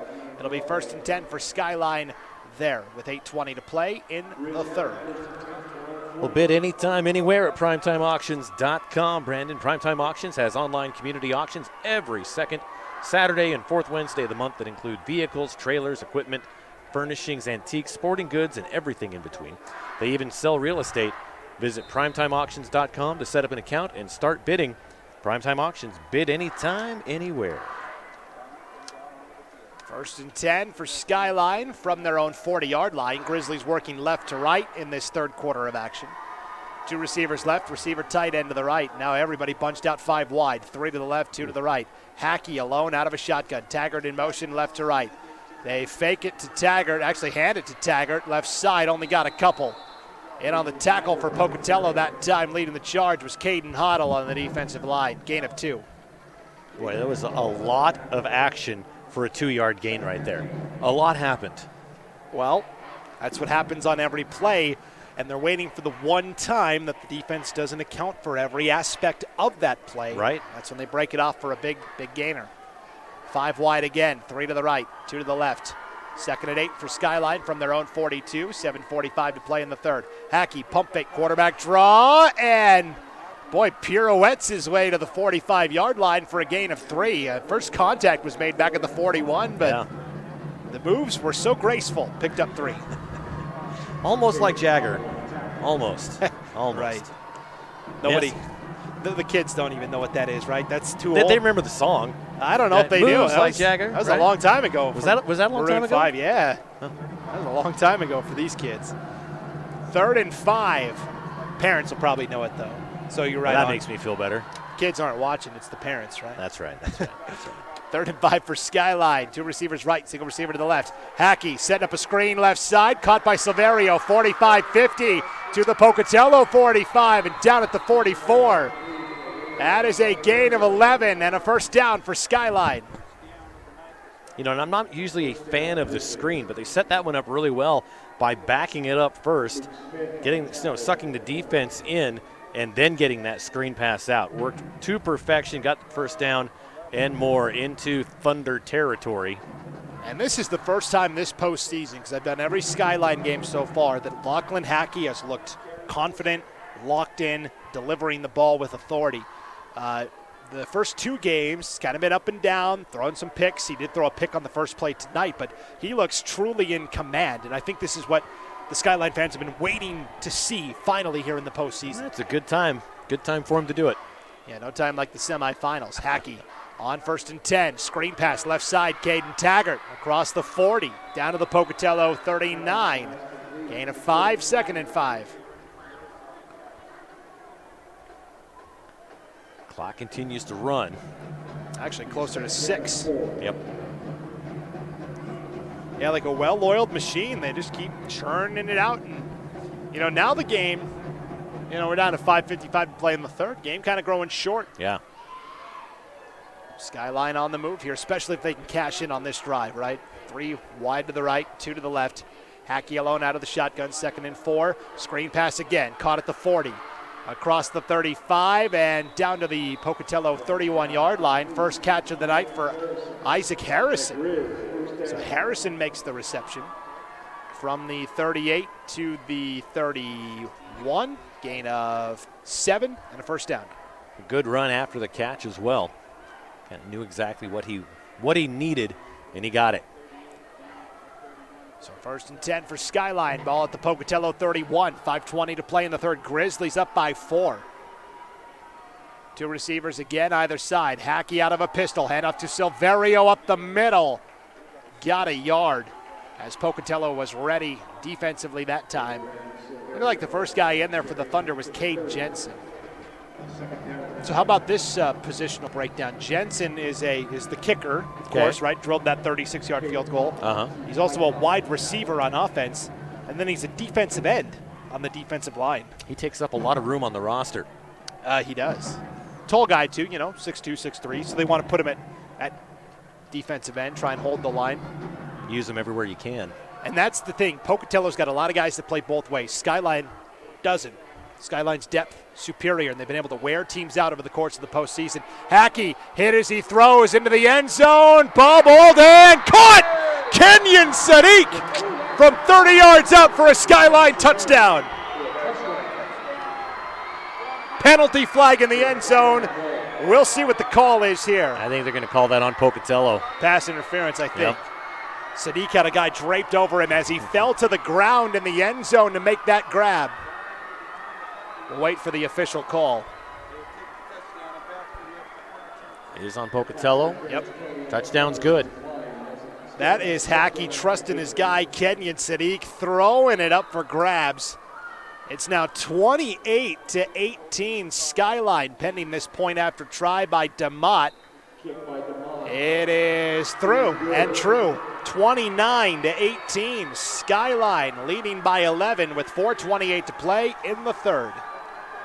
Lava Hot Springs is your destination for a relaxing day away from it all. Just 10 minutes from McCammon and I-15. They're open daily from 9 a.m. to 10 p.m. and 11 p.m. on Friday and Saturday, and are happily welcoming visitors to sit and enjoy their world-famous hot pools. The all-natural geothermal hot springs are always a warm 102 to 112 degrees. Their indoor aquatic center is open for the fall season on Fridays, Saturdays, and Sundays, and offers kiddie splash time on Tuesdays and Wednesday morning. Lava Hot Springs is taking extra precautions to ensure your safety at this time and asks patrons to be respectful of others as you come and soak all your worries away. Check out lavahot.springs.com for more information. 4:28 to play in the third, and Skyline has ripped off 22 unanswered points. Big reason why they now lead 29-18. And now for Pocatello, you feel like this is kind of a must-score drive just to get their confidence back. Pocatello hasn't found the end zone since the 11:07 mark of the second quarter. That is a long time. It's a very long time. And because of that pass interference penalty, they get to kick off from the 35 and bomb it into the net behind the field goal posts at Holt Arena. 1st and 10 for Pocatello from their own 20. Good thing they didn't hit that new scoreboard. Would have taken out a light or two. Yeah, that's right. Can't have that. So Pocatello working right to left in this third quarter. 4:28 to play in the period. Trailing 29-18. Kind of gut check time here for Pocatello. Now, they experienced it last week. They fell behind Bishop Kelly 14-0 early. Answered the call. But we're talking about now, for the first time in a long time, really facing some adversity. It's been a long time since they've trailed in the second half of a game. Two receivers left, single receiver right on 1st and 10. Payne going for the home run shot to Bowie again. It's caught again at the 50-yard line. First down, Pocatello. When in doubt, ball out to Julian Bowie, all the way to the Skyline 47. What a catch there on the sideline, and the Pocatello coaches are griping at the official there, saying, he got hit in the head on the way out of bounds. 33 yards from Payne to Bowie. 1st and 10 from the Skyline 47. Payne stepping up in the pocket, sacked back at his own 49-yard line. Finishing off the play for Skyline, Trey Olson. He kind of thought he might be able to have some room coming back the near side. He got the snap, turned to his right. By that time, the defense was all over him. Payne lost 4 yards there. 2nd and 14 with 3:50 to play in the third for Pocatello. 3 receivers left, single receiver to the right is Christensen. Payne back to pass. Skyline bringing the rush. Another deep shot for Matt Christensen this time, incomplete. A lot of contact, no flag. I thought he was reaching in his waistband, and they're not getting any flag for that. Pocatello fans want the flag, don't get it. They were trying to go to Christensen on that far side and trying to see who he was locked up with there. I think it was Murdoch defending on that far side. You'll notice now for Skyline, every time they've gotten burned by a receiver a couple of times, they bring in Kenyon Sadiq to play corner opposite the other athlete, basically. Yep. It happened against Lakeland with Alden Waddington. Happened last week with Valley View. And now here again, basically like basketball. Both these guys play basketball, so it's like Sadiq, Bowie's your guy. Don't let him get anything. Stay on him. Pretty much. I want to know what brand of chewing gum he's chewing. That's right.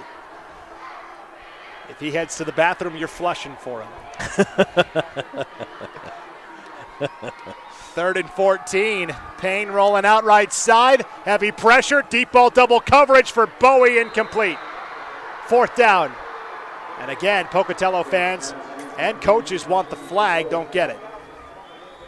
Get a little bumpy out there, but nothing egregious enough to warrant a flag. And Pocatello will come out and punt. And trust in their defense to get another stop here. Although Skyline's reeled off 22 points in a row on 3 possessions. Matt Christensen will punt it away for Pocatello. Galbraith at the 10, ready to return. It's a fake!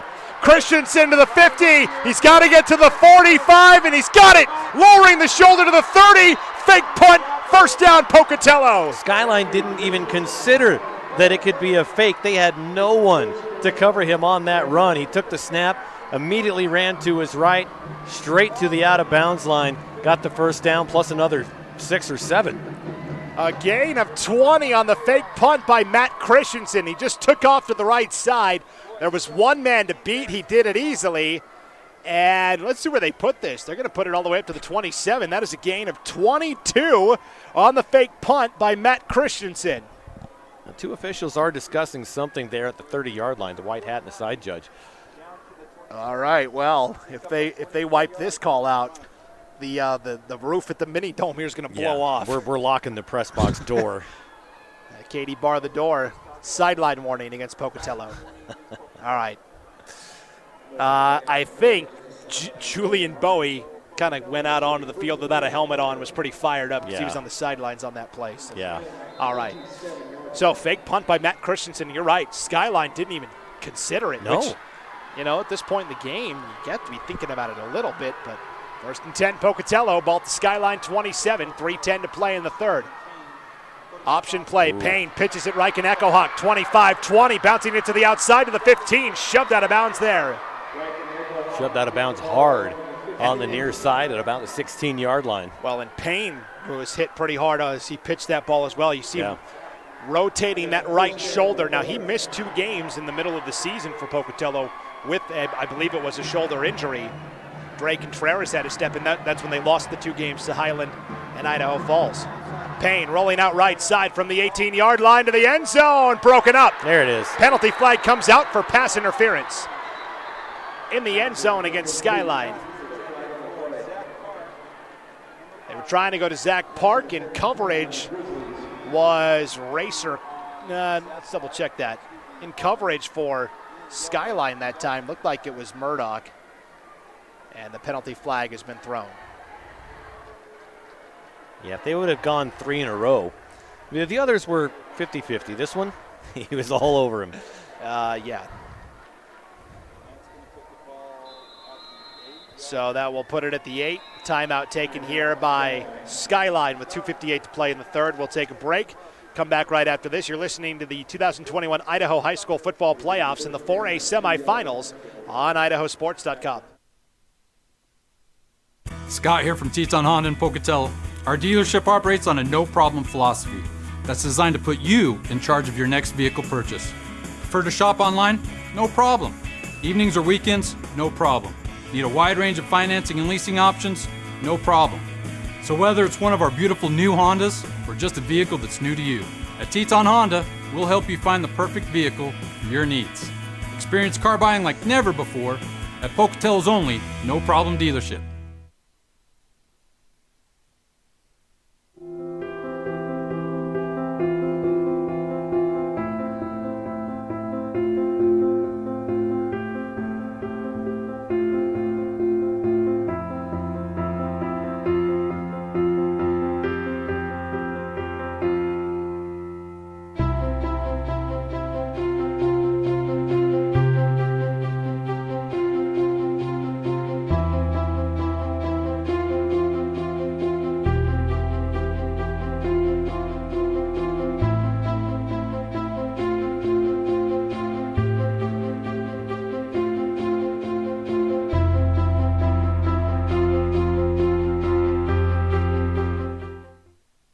Back inside Holt Arena with 2:53 to play before the end of the third quarter. Payne on 2nd down and 2. Slant route to the end zone for Christensen, incomplete. Now a pitch out right side to Echo Hawk, diving for the pylon and in for the Pocatello touchdown from 13 yards out. Echo Hawk literally willed that in. He got down to the about 1.5 yard line. He was going to be short, and he just launched himself to get the ball just across the goal line. So 29-24, Pocatello within 5, depending on what they do here on the conversion attempt. So yeah, out of that timeout, Payne tried a slant route to Matt Christensen, thought he had caught it. Official said no, you trapped it against the ground. He said, all right, speaking of the ground, let's hand it off to Reichen Echohawk. And it works. He ran to that far pylon and ran it in for a 13-yard score. Pocatello going to go for 2. Try and cut this to a 3-point game. 2:46 to play in the third. Payne under center, handoff left side, Hunter Killian didn't get there. They tried the senior tight end / H-back Hunter Killian, and Killian was met on the play by Keegan Moss, 6'3", 240 for Skyline. All the coaches told me we call him Tipsy. Tipsy Moss. Tipsy Moss? All right. Even his parents call him that, I guess. So Keegan Moss making the stop, or Tipsy if you prefer, and 2:46 to play. Pocatello gets within 5, 29-24. Well, Rockwell Homes in Idaho Falls is Southeast Idaho's #1 home builder. By using local subcontractors and upholding the highest quality standards, Rockwell Homes strives to exceed your expectations to create a unique and innovative home tailored to your needs and lifestyle. Are you ready to start building your dream home? Let Rockwell Homes help design the perfect place for you and your family to call home. To see available homes, floor plans, and other great information, go online, rockwellhomes.net. The Johnson family and everyone at Rockwell Homes are proud of all the local student athletes and want to wish them the best of luck in the state tournament. 2:46 to play in the third quarter. 29-24. We all saw this coming. I like it. Yeah, even though they didn't get that 2-point conversion, it's still just a 5-point game. Right. You know? One possession game. Cade Jensen to kick off for the Thunder. Galbraith and Sadiq back to return. They'll watch it go through the end zone for a touchback. So 1st and 10 for Skyline, starting from their own 20. And now the question is, it's not can the Skyline offense produce, because we've seen that. Yep. The question is, can the Pocatello defense get a stop? To be determined. To be determined. 2:46 to play in the third. 1st and 10 for Skyline, working from their own 20. Working left to right for the remaining 2:46 of this third quarter. Taking their time on the sideline, milking every second they can get out of this. Free timeout. And you wonder if that fake punt that Pocatello ran that led to the touchdown by Echo Hawk is re-motivated and refocused. Skyline, they'll start with 5 wide here. 3 to the left, 2 to the right. Hackey alone out of the shotgun on 1st and 10. Silverio in motion right to left. He'll get the handoff up the middle, and Hunter Killian meets him head on. Gain of just a yard. Yeah, that was an ugly handoff from the start. It was mistimed. It was a high snap. He didn't get it cleanly, and he only got a couple of yards out of it. Yeah, gain of 2 for Silverio as that's his first carry of the second half, believe it or not. 2:20 to play in the third. 2nd and 8 for Skyline, again 5 wide. 3 to the left, 2 to the right. Hackey alone out of a shotgun. Taggart in motion this time left to right. Taggart will get it on the jet sweep, and he is driven back at the 19-yard line. Driving him backwards on the play for Pocatello, Keith Wyckoff. And they give him forward progress to the 20, so a loss of 2 on that carry by Taggart. 3rd and 10 now for Skyline from their own 20. 150 and counting here in the third. 29-24 Skyline, a 5-point lead. 4A semifinal battle. Winner plays Sandpoint next week in the 4A championship at the Kibbe Dome in Moscow next Saturday. 3rd and 10, 4 wide, 2 to either side. Hackey back to pass, hit as he throws. Wobbler, it is caught by Sadiq at the 39-yard line for a first down. Boy, he got hit as he threw it. It wobbled in the air. Sadiq came back to it as it was underthrown. Makes the catch at the 40. That's a first down, gain of 20. Made the catch as he was falling down. Barely got a hold of that. Reception number 9 for Sadiq on the night. And both of his catches in this second half have been the acrobatic variety. He had that touchdown as a Pocatello defender was draped over him, and then that one there. 1st and 10 for Skyline from their own 40. Taggart in motion, left to right, gets the call up the middle, and Taggart brought down from behind, but that actually pushed him forward a couple more yards. Yes, it did. That was Caden Hoddle on the tackle for Pocatello, and a gain of 4 on first down for Taggart. Final 40 seconds of the third quarter, 29-24 Skyline. Little Saturday night after dark action here on IdahoSports.com. Idaho Sports After Dark. Well, that's what they like the Pac-12. They call it Pac-12 After Dark because all these games are late at night, right? This is Idaho Sports After Dark. I like it. Final 20 seconds of the third quarter. 2nd and 6 for Skyline. Man in motion, left to right is Taggart. They fake to him, hand to Silverio on a counter play, and boy, Silverio crashing into the line for a gain of 1. Jackson Williams on the tackle that time for Pocatello. I think he got the ball and then turned and looked and said, let's see, where are the most guys at? I'm going to run right for them. Like a magnet was attracted to it. That's the end of 3. Skyline 29, Pocatello 24. Back with the fourth quarter right after this break. You're listening to the 2021 Idaho High School Football Playoffs and the 4A State Semifinals on IdahoSports.com. Searching for a friendly, experienced insurance agency? Then look no further than Alta Insurance. Alta Insurance provides policies that are personalized to each client's needs by offering a wide range of products and companies to take care of your assets. Let one of our friendly and experienced agents take the time to sit down with you and understand your needs. Call or stop in today with offices in Idaho Falls and Twin Falls. Alta Insurance. It's not just about insurance. Lead the charge into a brighter future with the all-new 2022 Volkswagen ID4. With an EPA estimated range of 250 miles, the ID4 knows how to go the distance. It's an electric SUV that's as fun to drive as it is stylish and functional. You don't have to sacrifice good looks for great performance. So stop by our dealership today and jumpstart your year with the Volkswagen ID4.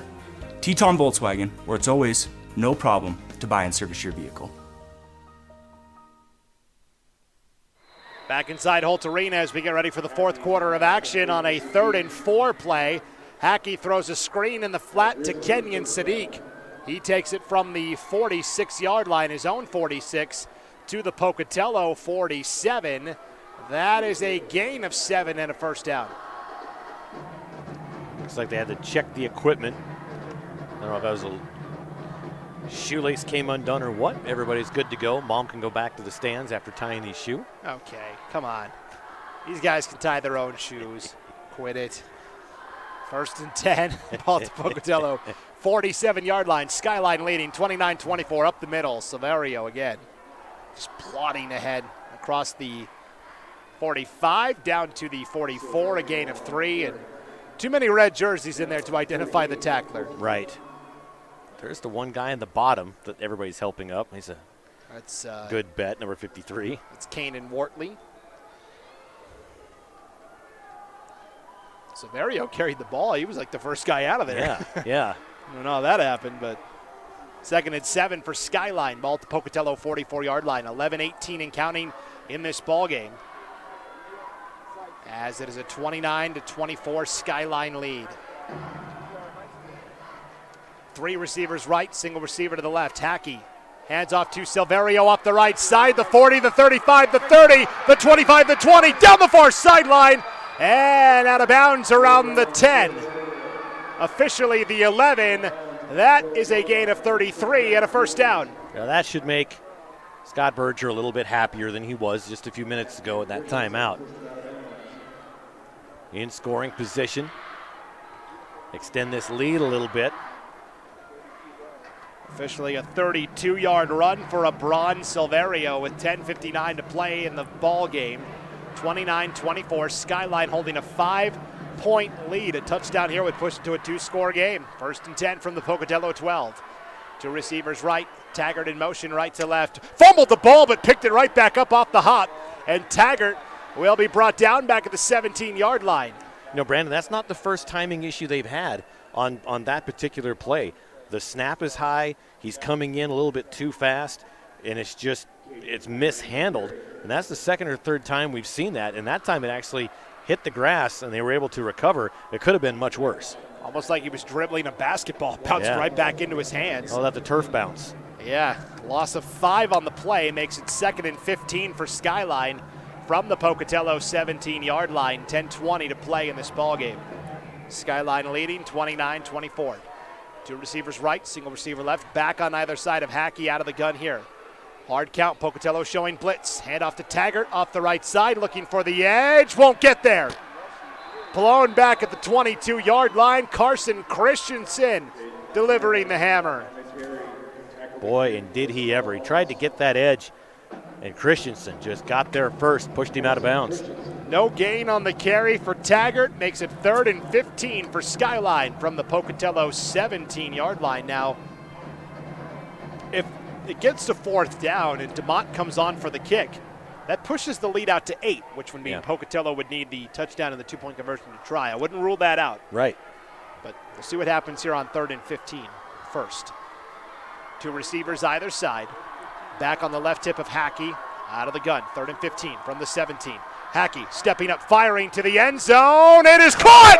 Oh, Kenyon Sadiq somehow leaped over Carson Christensen, using all 6'3" of his frame to come down with that one from 17 yards out. I did not think he had a prayer of bringing that ball down. It was thrown a little bit high, a little bit hard, back of the end zone, and we do have an injured Pocatello player in the end zone. I believe that was Carson Christensen who was in on the coverage. Actually, not Christensen. I see him walking off. So while they attend to the injured Pocatello player, let's step aside for a timeout. 9:19 to play. 35-24 Skyline with a conversion to come. We'll be back in just a moment here on IdahoSports.com. It's not a secret that finding a new car this year is a little tricky. Between chip shortages and supply problems, there's more reasons than ever to come to our no-problem dealerships when you need a new car or truck. Our acquisitions team works hard to make sure that we have a great selection of vehicles to choose from, and our easy-to-buy, easy-to-do business with sales team is ready to deliver the same great value price that we've had for nearly 20 years. Teton Toyota, where it's always no problem to buy and service your car. Welcome back to Holt Arena. 9:19 to play in this ball game. Skyline gets the touchdown. Matt Christensen, the injured Pocatello player, helped off. And boy, on 3rd and 15 from the 17-yard line, A strike delivered from Lachlan Hackey to Kenyon Sadiq. An incredible catch to put Skyline in front, 35-24. And now the point after kick by DeMott is through. It is 36-24. Skyline with 9:19 to play. Conan Heating and Air Conditioning is your Lennox premier dealer in Idaho Falls. Conan Heating and Air Conditioning has been providing superior HVAC service in the Idaho Falls area since 1946.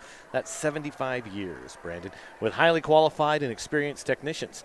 No job's too big or small. For all of your furnace repair needs in Idaho Falls, trust the job to Conan Heating and Air Conditioning. Visit them online for more info at conanheating.com. And for all your commercial John Deere, new and used agricultural equipment to C&B Operations, Eastern Idaho's premier John Deere dealership.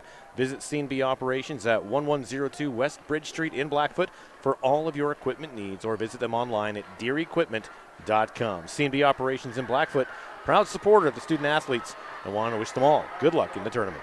This is a 12-point lead now for Skyline, 36-24 with 9:19 to play. Pocatello's going to get the ball back here. Every drive at this point becomes must score, and Pocatello's going to need to get a stop somewhere if they want to get back in this one. DeMott to the end zone, touchback, 1st and 10 for Pocatello from their own 20, working left to right here in this fourth quarter of action. We have Kelly McGee here at Holt Arena tonight, and he is taking all sorts of action photos. So there's going to be a great gallery of action photos up on IdahoSports.com the next day or two. He's here on his own dime. He only gets keeps 90% of everything that he sells online. So make sure you get in there and buy some of those action photos, prints, downloads. A lot of cool stuff in there. It'll be on Idaho Sports in a couple days in the photo gallery section. Well, with some of the catches Kenyon Sadiq has made in this second half. I'd love to see what those action shots look like from Kelly for sure. 1st and 10 for Pocatello from their own 20-yard line. 9:19 to play in this ballgame. Down by 12. Trips to the left, tight end to the right. Payne back to pass on 1st down. Now going to step up, rolling out right side, is caught from behind at the 15-yard line. In on the sack for Skyline is Kason Smith. He's a freshman coming through and making the stop. How about that? What a big freshman playing in a big game. It's a big spot for a freshman. It really is. Payne is sacked back at the 15-yard line, but a penalty against Skyline. I think they got defensive holding in the secondary against the Grizzlies. So no wonder Payne was scrambling, trying to find somebody open. That will move it to a 1st down and 3. 1st and 4, we'll call it.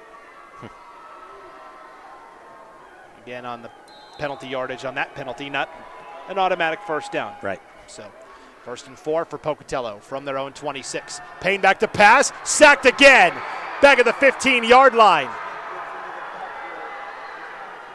And they say you're destined to remain back at that 15-yard line, Buster. That was Chandler Robinson breaking through for the sack that time. That is a loss of 8 on the sack by Payne, and it's now 2nd and 12 for Pocatello, ball at the 18-yard line. And now the clock becomes a factor too. We're down to 8:35 to play. Yeah, the clock definitely, and it's ticking off as we're talking about it. It's not on their side. They're clear back at their own 19-yard line, watching the big clock in front of them just tick off seconds till the end of the game. So 2nd and 11, Payne back to pass out of a shotgun formation, throwing a deep ball's got a man open, caught over the shoulder. That's Crew Hales. Hales to the 20, the 15, the 10, the 5, into the end zone. Crew Hales. Over the shoulder basket catch in motion, caught it in stride. All he had to do was kick it into another gear, outran everybody into the end zone. 8:08 on the clock left in this one. 6-point game, 36-30 Grizz. That's an 81-yard touchdown from Ryan Payne to Crew Hales. Pocatello says, what clock? Yeah. Take that, announcer guy. When they can score like that in the blink of an eye, no lead is safe. 36-30.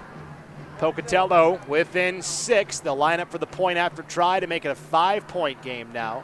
Cade Jensen will line up for the kick. What an incredible pass as that is through. Yeah. I mean, he just over the shoulder, caught by Hales, and then he outran everybody. He caught it at the 50 and ran the rest of the way. Yeah, absolutely. Picture perfect. Can't get any better than that.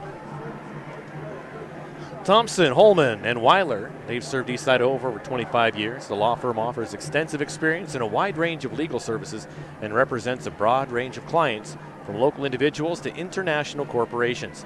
They realize how important a client's case is to them individually, so they strive to give each case the attention it would receive if the client was handling it themselves, no matter the size. If you need an attorney, call Michael White at Thompson, Holman, and Weiler today at 522-1230 or visit their website at thwlaw.com. Thompson, Holman, Weiler, proud to support Skyline football and wish the Grizzlies good luck in this tournament game. The Grizzlies excelling on the Gridley. The Gridley Iron? Yes. The Gridley Iron. All right, 8:08 to play, 36-31. Skyline lead down to 5. I will posit to you the same question I asked on the last drive. Can the Pocatello defense come up with a stop? They're going to have to. It's not a matter of can. They have to. Deep kick taken by Kenyon Sadiq at the 2. Up the far sideline, hurdles a man at the 20. There's the correct way to hurdle someone. And to the 22-yard line, where it'll be 1st and 10 for Skyline. Yep, the player was going at his legs to tackle, so he kind of more just split the legs and went around him, and not a true jumping in the air hurdles with the cleats to the face. Right. That's frowned upon. Not the jump man, Air Jordan. Yeah. 8 minutes on the nose, 36-31 Skyline. 1st and 10 from their own 23, working right to left in this 4th quarter of action. Skyline has led the entire second half. Handoff to Silverio on 1st down to the 25 for a gain of 2. It was another one of those plays where he got the ball, looked to his left and saw, there's way too much green over there. I'm going to go here where everybody else is because there must be something going on. I mean, this is the offense I've seen for 3 weeks in a row now where, I hear about how Silverio is this speedy back that likes to get on the edges, but every time it's just up the middle for 2, up the middle for 2, and Taggart has been the guy that's sweeping the edges. 2nd and 8 for Skyline, 4 wide, 2 to either side. Silverio on the left hip of Hackey here. 7:20 to play. Taggart in motion, left to right, fake to him, play action. Throwing it in the flat for Silverio, too high, 3rd down. Killian in coverage that time, and all of a sudden now 3rd and 8 for Skyline from their own 25. The idea was solid. Fake the handoff, and as he curls around about 10, 15 yards out, throw the pass. He just well overthrew him about 5 yards. So the pass to a broad Silverio incomplete, brings up 3rd and 8 for Skyline from their own 25. Pocatello Pep Band getting into it. The fans, you can hear them. This is some semifinal game we've got in Holtz Arena tonight. 7:17 to play, 36-31. Skyline leading, facing a 3rd and 8 though from their own 25-yard line. 4 wide, man in motion is Taggart left to right. Hackey rolling out that way, now sets up for a backside screen. That's caught Silverio, 25-30, cuts back to the 35, and up to the 37-yard line for a Skyline 1st down. Those blockers did a great job out there at the 35-yard line, not only to clear him space, but to stay legal. Just the way that the defense shifted with the offense, that's where you can really get those blocks in the backs if you're not careful. And all those guys out there played very, very smartly. Great time to call for the screen as Silverio picks up 13 yards in the 1st down. It's 1st and 10 for Skyline from their own 38-yard line. And again, taking their sweet time getting to the line because the clock continues to roll. We're down to 6:45 to play. And the Grizzlies leading 36-31. The defending 4A champs trying to get back to the promised land to play Sandpoint next Saturday. You calling Moscow the promised land? Well, I've been there, have you? The championship is the promised land. Yes. Hackey, quarterback keeper to the 40 for a gain of 2 on 1st down. I'm just kidding. I love Moscow. It's beautiful up there up on the Palouse. It is. Beautiful scenery up there. It is. 3-yard gain for Hackey to the 41-yard line. Trying to get back to the top of the pyramid. Sandpoint and Pocatello is still standing in their way. That's right. 100%. Clock running, nearing the 6-minute mark. Skyline taking their time. 2nd and 7 for the Grizzlies from their own 41-yard line. Leading 36-31 in this 4A semifinal showdown. Two receivers either side. Hackey out of a pistol. Severio behind him. Severio gets the call and brought down in the backfield. Charging in was Jackson Williams to make the stop for Pocatello. You know, and for some reason I was watching Jackson Williams on that play before the snap, and you saw him just inching his way towards the line, just timing that snap just right. He got through that first line, and they ran right into his arms. Silverio lost a yard on that play. So Jackson Williams is a kid who played linebacker last year, obviously, but he was also the tight end. Coach Spillett went to him in the offseason and said, look, we really need offensive linemen. We need you to move in to play tackle. He said, all right, let's do it. That's the kind of selfless attitude that has defined this Pocatello football team. 3rd and 8 for Skyline from the 40. Hackey back to pass, feeling the heat. Stepping up to the 40, brought down at the 42. It's 4th down with 4:55 to play. He's going to be about 5 yards short. Maybe a short 5, long 4. Either way, Skyline looks like they're going to come out and punt as Hackey picked up 3 yards on that scramble. Are they, though? Are they going to punt? Then maybe they'll do to Pocatello what Pocatello did to them, right? Matt Christensen reeled off that fake punt that led to a Pocatello touchdown. 4:30 to play, and Kenyon Sadiq is the punter. And it's a lot closer than Pocatello was. Yeah, 4th and 5. Sadiq back to punt. We'll just kick it away. That's no fun. Boring. It's going to take a Skyline bounce inside the 10. It will be downed at the Pocatello 4. So Zach Park let it go. Skyline says, thank you very much. We'll down it at the 4. Yeah, as soon as it hit, it took that bounce right towards the end zone and then slowed down and didn't go in. They just let it roll down to the 4. All right, 4:10 to play. Pocatello trailing 36-31. Yes, they are. They're going to have to earn it. 1st and 10 from their own 4. They got to go 96 yards to take the lead. Field goal does no good. Yep. They're down 5. We were lamenting that we weren't getting those overtime games that the other broadcasters were yesterday. And this score really doesn't lend itself well to an overtime here either. No, it doesn't. Somebody's going to win it in regulation. Draw play, 1st and 10. Echo Hawk started up the middle, now bounces to the left side, takes it to the 9. That's a gain of 5 on 1st down. Risky play to call the draw in the end zone because it was a delay, and then Echo Hawk grabs it in the end zone. So got to risk it to get the biscuit, as Ryan Payne, our broadcaster up north, said last night as Sandpoint went for 2 in overtime to defeat Blackfoot 29-28. Skaggs, he's a wordsmith. He is. He's a wordsmith. So they ended up picking up 5, so 2nd and 5 right at the 10-yard line. 3:35 and counting here in this ball game. Pocatello trailing 36-31. Payne out of a shotgun, penalty flag, kills it before it can start. This will be a false start on the Thunder. Oh no, encroachment on Skyline. Wow. All right. Well, that's big. That's why you don't always listen to what I say. People might repeat what I say and then sound just as foolish as I did. You are one of the smartest guys I know. Encroachment against Skyline gives Pocatello a fresh set of downs, but the clock continuing to roll as well. Now, Pocatello has all 3 timeouts to work with. 3:20 and counting in this ball game. Pokey down 5. 1st and 10 for the Thunder from their own 15. Payne 5 wide, 3 to the right, 2 to the left. Takes the snap, feels the pressure, rolling out left side. Payne on the run, wide open, caught at the 30-yard line. And out of bounds at the 31. What a reception by Hunter Killian, the tight end. He caught that on his knees inbounds and then fell out of bounds. Almost army crawled out of bounds on that near sideline. You're down with your knees down, so that clock really shouldn't have stopped. A gain of 16 to Killian, 3:04 to play. Payne rolling out 1st and 10 from the 31, firing downfield. It's intercepted. That ball picked off at the 44-yard line. Intercepted by the Grizzlies. There's a mob on that far sideline trying to see who came away with the pick. It's going to be nearly impossible now. Ryan Payne threw it away. Okay, who's got the turnover chain on over there? Get those binoculars 15, out. number 15. That's Isaac Farnsworth, the Joker. They call him the Joker. He had a fumble recovery and a pick 6 in the first-round win over Lakeland. And the Joker, Isaac Farnsworth, with the interception with 2:57 to play. Yeah, he's over there in the sitting on the throne, Coach Berger comes over. Now Skyline going to work that clock with 2:50 to play. Handoff to Silverio on first down. Right side, picks up 3. And Pocatello just got into a rhythm, into a rush, where they weren't paying attention to the defense anymore. Their focus was all offense.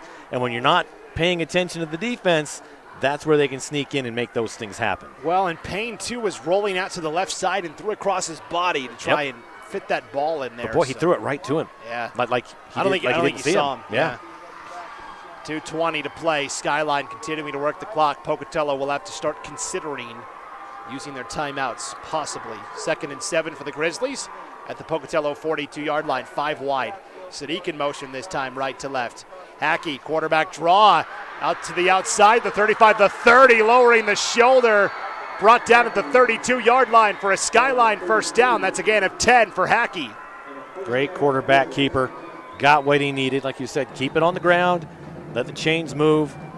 And sitting right on the right hash now at the 32-yard line, and a timeout is going to be called on the field by Pocatello. Well, the Bouchard team at Silver Creek Realty Group, where helping families in their community with all your real estate needs is their first priority. They're grateful to be able to serve all of Southeast Idaho to help you find your next home. The Bouchard Realty team wants to wish the Skyline Grizzlies good luck in tonight's game. 2:04. That's all that's left in this one. 36-31, a 5-point lead. But what we've seen in this game is anything can happen. Momentum can change on a dime. And we've seen it 2, 3, 4 times. 1st and 10 for Skyline. Out of the timeout. Ball at the 32-yard line. Pocatello has 2 timeouts remaining. 36-31. Skyline lead is 5. 2 receivers right, single receiver to the left. Handoff to Silverio, looking for the sweep. Right side, cuts up to the 30. And to the 29, a gain of 3. Pocatello will spend their 2nd timeout with 1:59 to play. I was going to give some credit to number 74 for Skyline, but he's not on the roster. He just blocked 2 different Pocatello guys and held them on the ground by himself. 3 yards for Silverio. Skyline can taste it, right? Yeah. They're defending 4A champs. Last year, they won the championship in the Treasure Valley, right? They had to go play Emmett over in Middleton, right? Or somewhere in the Treasure Valley. For the title. They played Emmett last year in the championship. That had to have been at Middleton. Yeah, I believe that was in the Treasure Valley. They're going to have to travel again if they get past this. Yeah. Hey, when do we get to host? A lot further. Well, you know, if you want a shot at the three-peat, then you'll get to host finally. That's exactly right. Exactly. Them's the breaks. It's the way it works. The site rotation, 1:59 to play. Skyline, 2nd and 7. Ball to Pocatello, 29-yard line, leading 36-31. Pokey only has 1 timeout left. A first down ends it, essentially. Man in motion right to left is Taggart. Handoff to Silverio off the right side. Hurdles a defender, and he is close. We'll see where they mark him down. He needs to get to the 22 for the first down, and they say, Nope, 3rd down. Oh, yeah, they'll say 3rd down. Okay. He dove, but he drug his knee.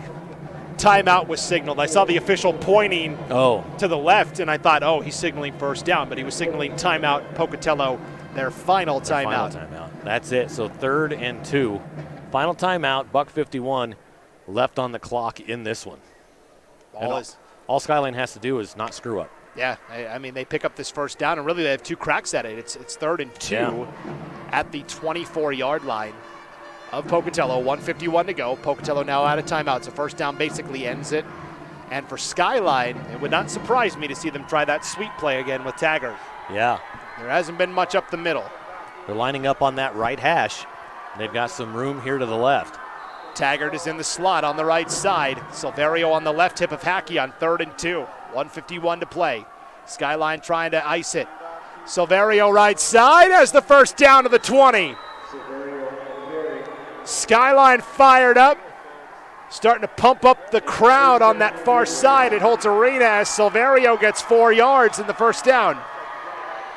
And now with 1:44 to play, Ball is at the 21 officially, so 3 yards for Silverio. All Skyline has to do is run the ball, run some clock. Yeah. Pocatello can't stop it anymore. And it's a 5-point Grizzly lead, 36-31. Final 90 seconds of this ball game. They're going to kneel it. They're just going to kneel down. Lachlan Hackey asking, hey, can I get a countdown when we're inside 5 seconds on the game clock? Out of a shotgun, takes the snap and kneels down. So this is the new thing I've noticed, where teams want to kneel down. Used to just go up under center and drop to a knee. Well, there's a lot of big bodies in there, and sometimes things can get disrupted. However, just as risky to take it out of the shotgun, right? Because you don't know what the snap will happen. But they put that little safety valve right behind him just in case. Right.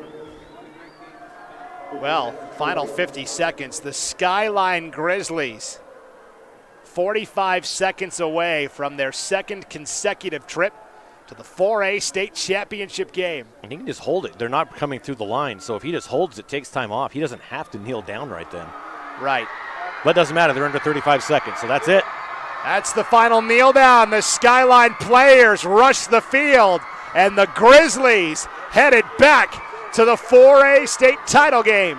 Pack your bags, Grizz fans. You're headed to Moscow to take on Sandpoint in the Kibbe Dome next Saturday for a chance at a second consecutive 4A state title. What a ball game we saw tonight. Got a good one here at the nightcap. So, it's just outstanding athletic efforts on both sides tonight. See down there, just you're seeing the thrill of victory and the agony of defeat on each side of midfield right here. Skyline on the right side, Pocatello on the left. So the Skyline Grizzlies headed back to the title game, where they will play Sandpoint next Saturday as they defeat Pocatello 36-31 in this semifinal showdown. We'll take a break, come back for the IdahoSports.com postgame show in just a moment. You're listening to the 2021 Idaho High School football postseason and the 4A state semifinals on IdahoSports.com.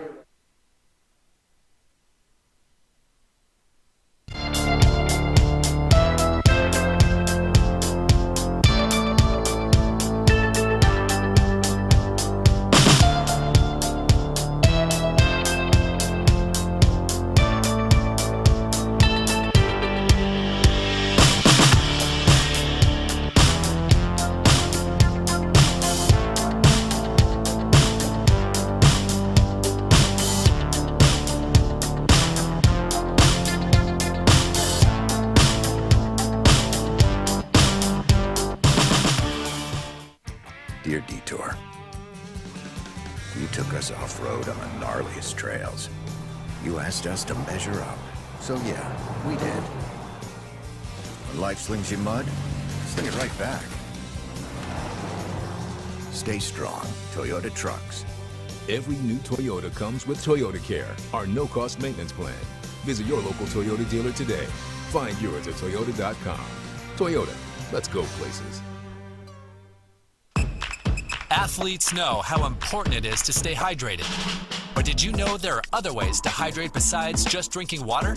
In fact, milk is a great hydration option because it actually contains water as well as electrolytes that are lost when your body sweats. So consider taking milk along with you to your next game or competition and enjoy the taste of greatness. For more help finding your greatness, visit unbottled.com.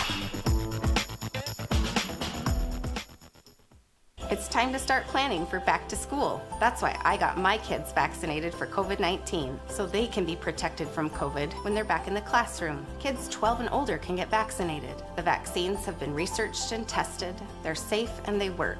Getting vaccinated was quick and easy. You can walk into a pharmacy to get one. We got our COVID-19 vaccine, and I hope everyone will choose to get vaccinated too. Get a free COVID-19 vaccine today. Find a location near you at covidvaccine.idaho.gov. We're a valley-wide country store. For 100 years, we've been your #1 choice for food, fuel, farm supplies, and just about everything else you could need to get you through your day. We know you work until the job is done, and so do we. For gas on the go, or a little extra to help you get down the road, you can count on us. We are proud to employ your neighbors and to be a cornerstone of your community. We're Valleywide. Yesterday, today, and tomorrow. We're here for you. A hit in the morning, another between class, after school, and more before bed. Vaping sucks you in quick. Not to mention all the chemicals and health problems everyone's talking about. That's why thousands of teens are ready to take back their life their own way with My Life, My Quit. When you sign up with us, you'll get a free and simple quit plan that makes it easier to stop vaping. Visit mylifemyquit.com or text Start My Quit to 36072. You train, you sweat, you practice, you go for the gold, you give 110%, but most of all, you aim for greatness. And Milk is the performance enhancer that can help get you to your goal. Trusted by athletes and backed by science, there's a healthy helping of greatness in every refreshing glass of milk. So let nature's original sports drink help quench your thirst for greatness. For more help finding your greatness, visit unbottled.com. I decided to get vaccinated because I wanted to protect myself and my family and my customers from COVID-19. When I went to get my COVID-19 vaccine, it was an easy process, is readily available. Since I got vaccinated, I'm confident I'm protected against the COVID-19 virus. My life has returned to business as usual.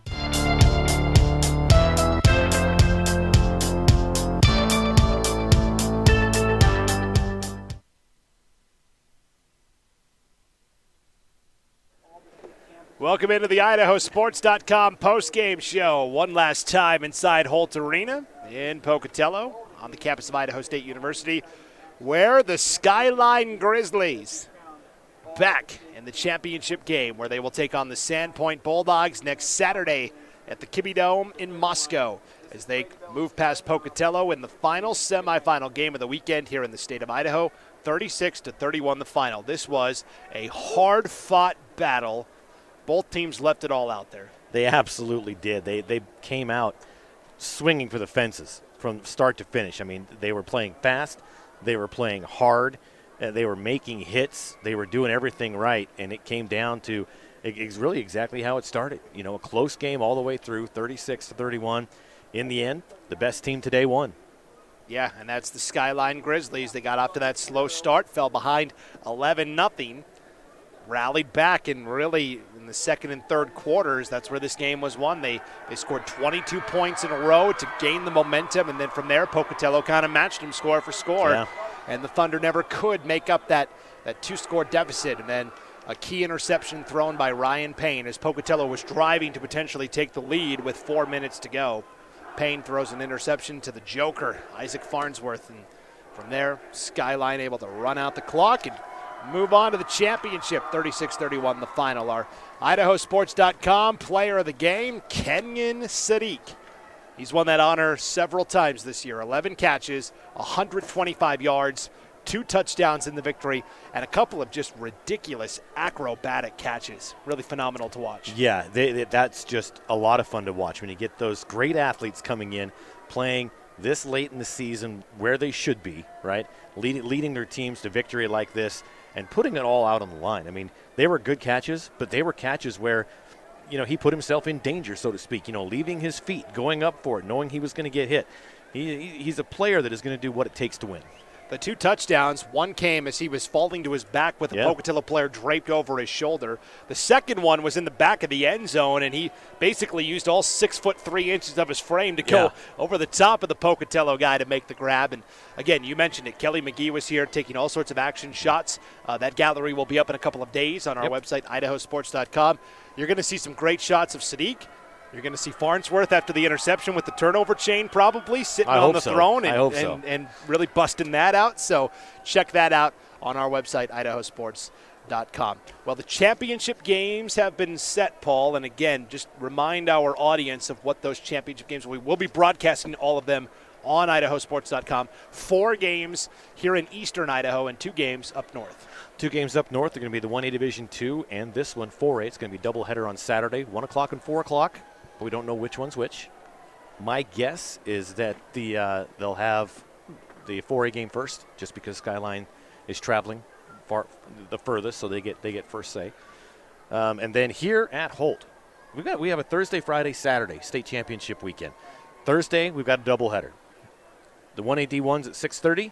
and the 2A game at 9 p.m. And then on Friday, the 3As at 5:30 and the 5A championship at 8:15 right here at Holt Arena. And then again, Saturday, that doubleheader up at Kibbe Dome. So again, the teams involved here. So Thursday night, 6:30, 1A D1 championship at Holt Arena. That is Raft River against Oakley. 9 o'clock Thursday night, 3A championship, Sugar-Salem against Weiser. Friday, 2 games in Holt Arena. The first one at 5:30 is going to be the 2A. No, what was the one at 5:30? 5:30 is 3A. Oh, 3. All right, so yeah, let me see this. All right, you didn't say any of the teams. That's why I'm going over the schedule again. All right, Thursday night in Holt Arena, 6:30 p.m. 1A D1 championship. That is Oakley against Raft River. Then at 9 o'clock Thursday night, the 2A championship in Holt Arena. That's Firth against Westside. Friday doubleheader at 5:30 p.m. It's the 3A championship, Sugar-Salem against Weiser. And then at 8:15 p.m., the 5A championship, Highland against Rigby. And then Saturday in Moscow, a doubleheader, not confirmed. 1 o'clock, we think it's going to be Skyline and Sandpoint in the 4A title. 4 o'clock would be the 1A D2 game. That's Cary against Kendrick. Those games could flip-flop, right? Cary could play at 1. Yes. Skyline could play at 4. Yep. Those are the championship matchups. One more week of football to go here on IdahoSports.com. It has been an absolute blast. Yeah. As Skyline closes out semifinal weekend in dramatic fashion, 36-31 the final over Pocatello. Thanks for tuning in to this IdahoSports.com Game Streams production of the 2021 Idaho State Football Tournament. Tournament coverage has been brought to you by the Idaho Division of Public Health, your local Toyota dealer, Valley-wide co-op and country stores, and Project Filter. Stop smoking, start living. As well as Alta Insurance, Teton Toyota, Rockwell Homes, C&B Operations, Thompson, Holman, and Weiler, Conan Heating and Air Conditioning, Teton Honda, Portneuf Medical, Lava Hot Springs, Bouchard Realty, Bringhurst Family Dentistry, and Prime Time Auctions. Congrats again to Kenyon Sadiq, our IdahoSports.com player of the game. 11 catches, 125 yards, 2 touchdowns as the Skyline Grizzlies move on to the 4A state championship over Pocatello. 36-31 the final. They will play Sandpoint next Saturday in Moscow at the Kibbe Dome with a 4A title on the line as Skyline tries to go back-to-back. For Paul Kingsbury, I'm Brandon Baney. Thanks for tuning in to postseason coverage on IdahoSports.com. Until next time, good night, everybody. This has been a presentation of IdahoSports.com Game Streams. This broadcast is copyrighted to IdahoSports.com. Any rebroadcast, retransmission, or other use of this broadcast without the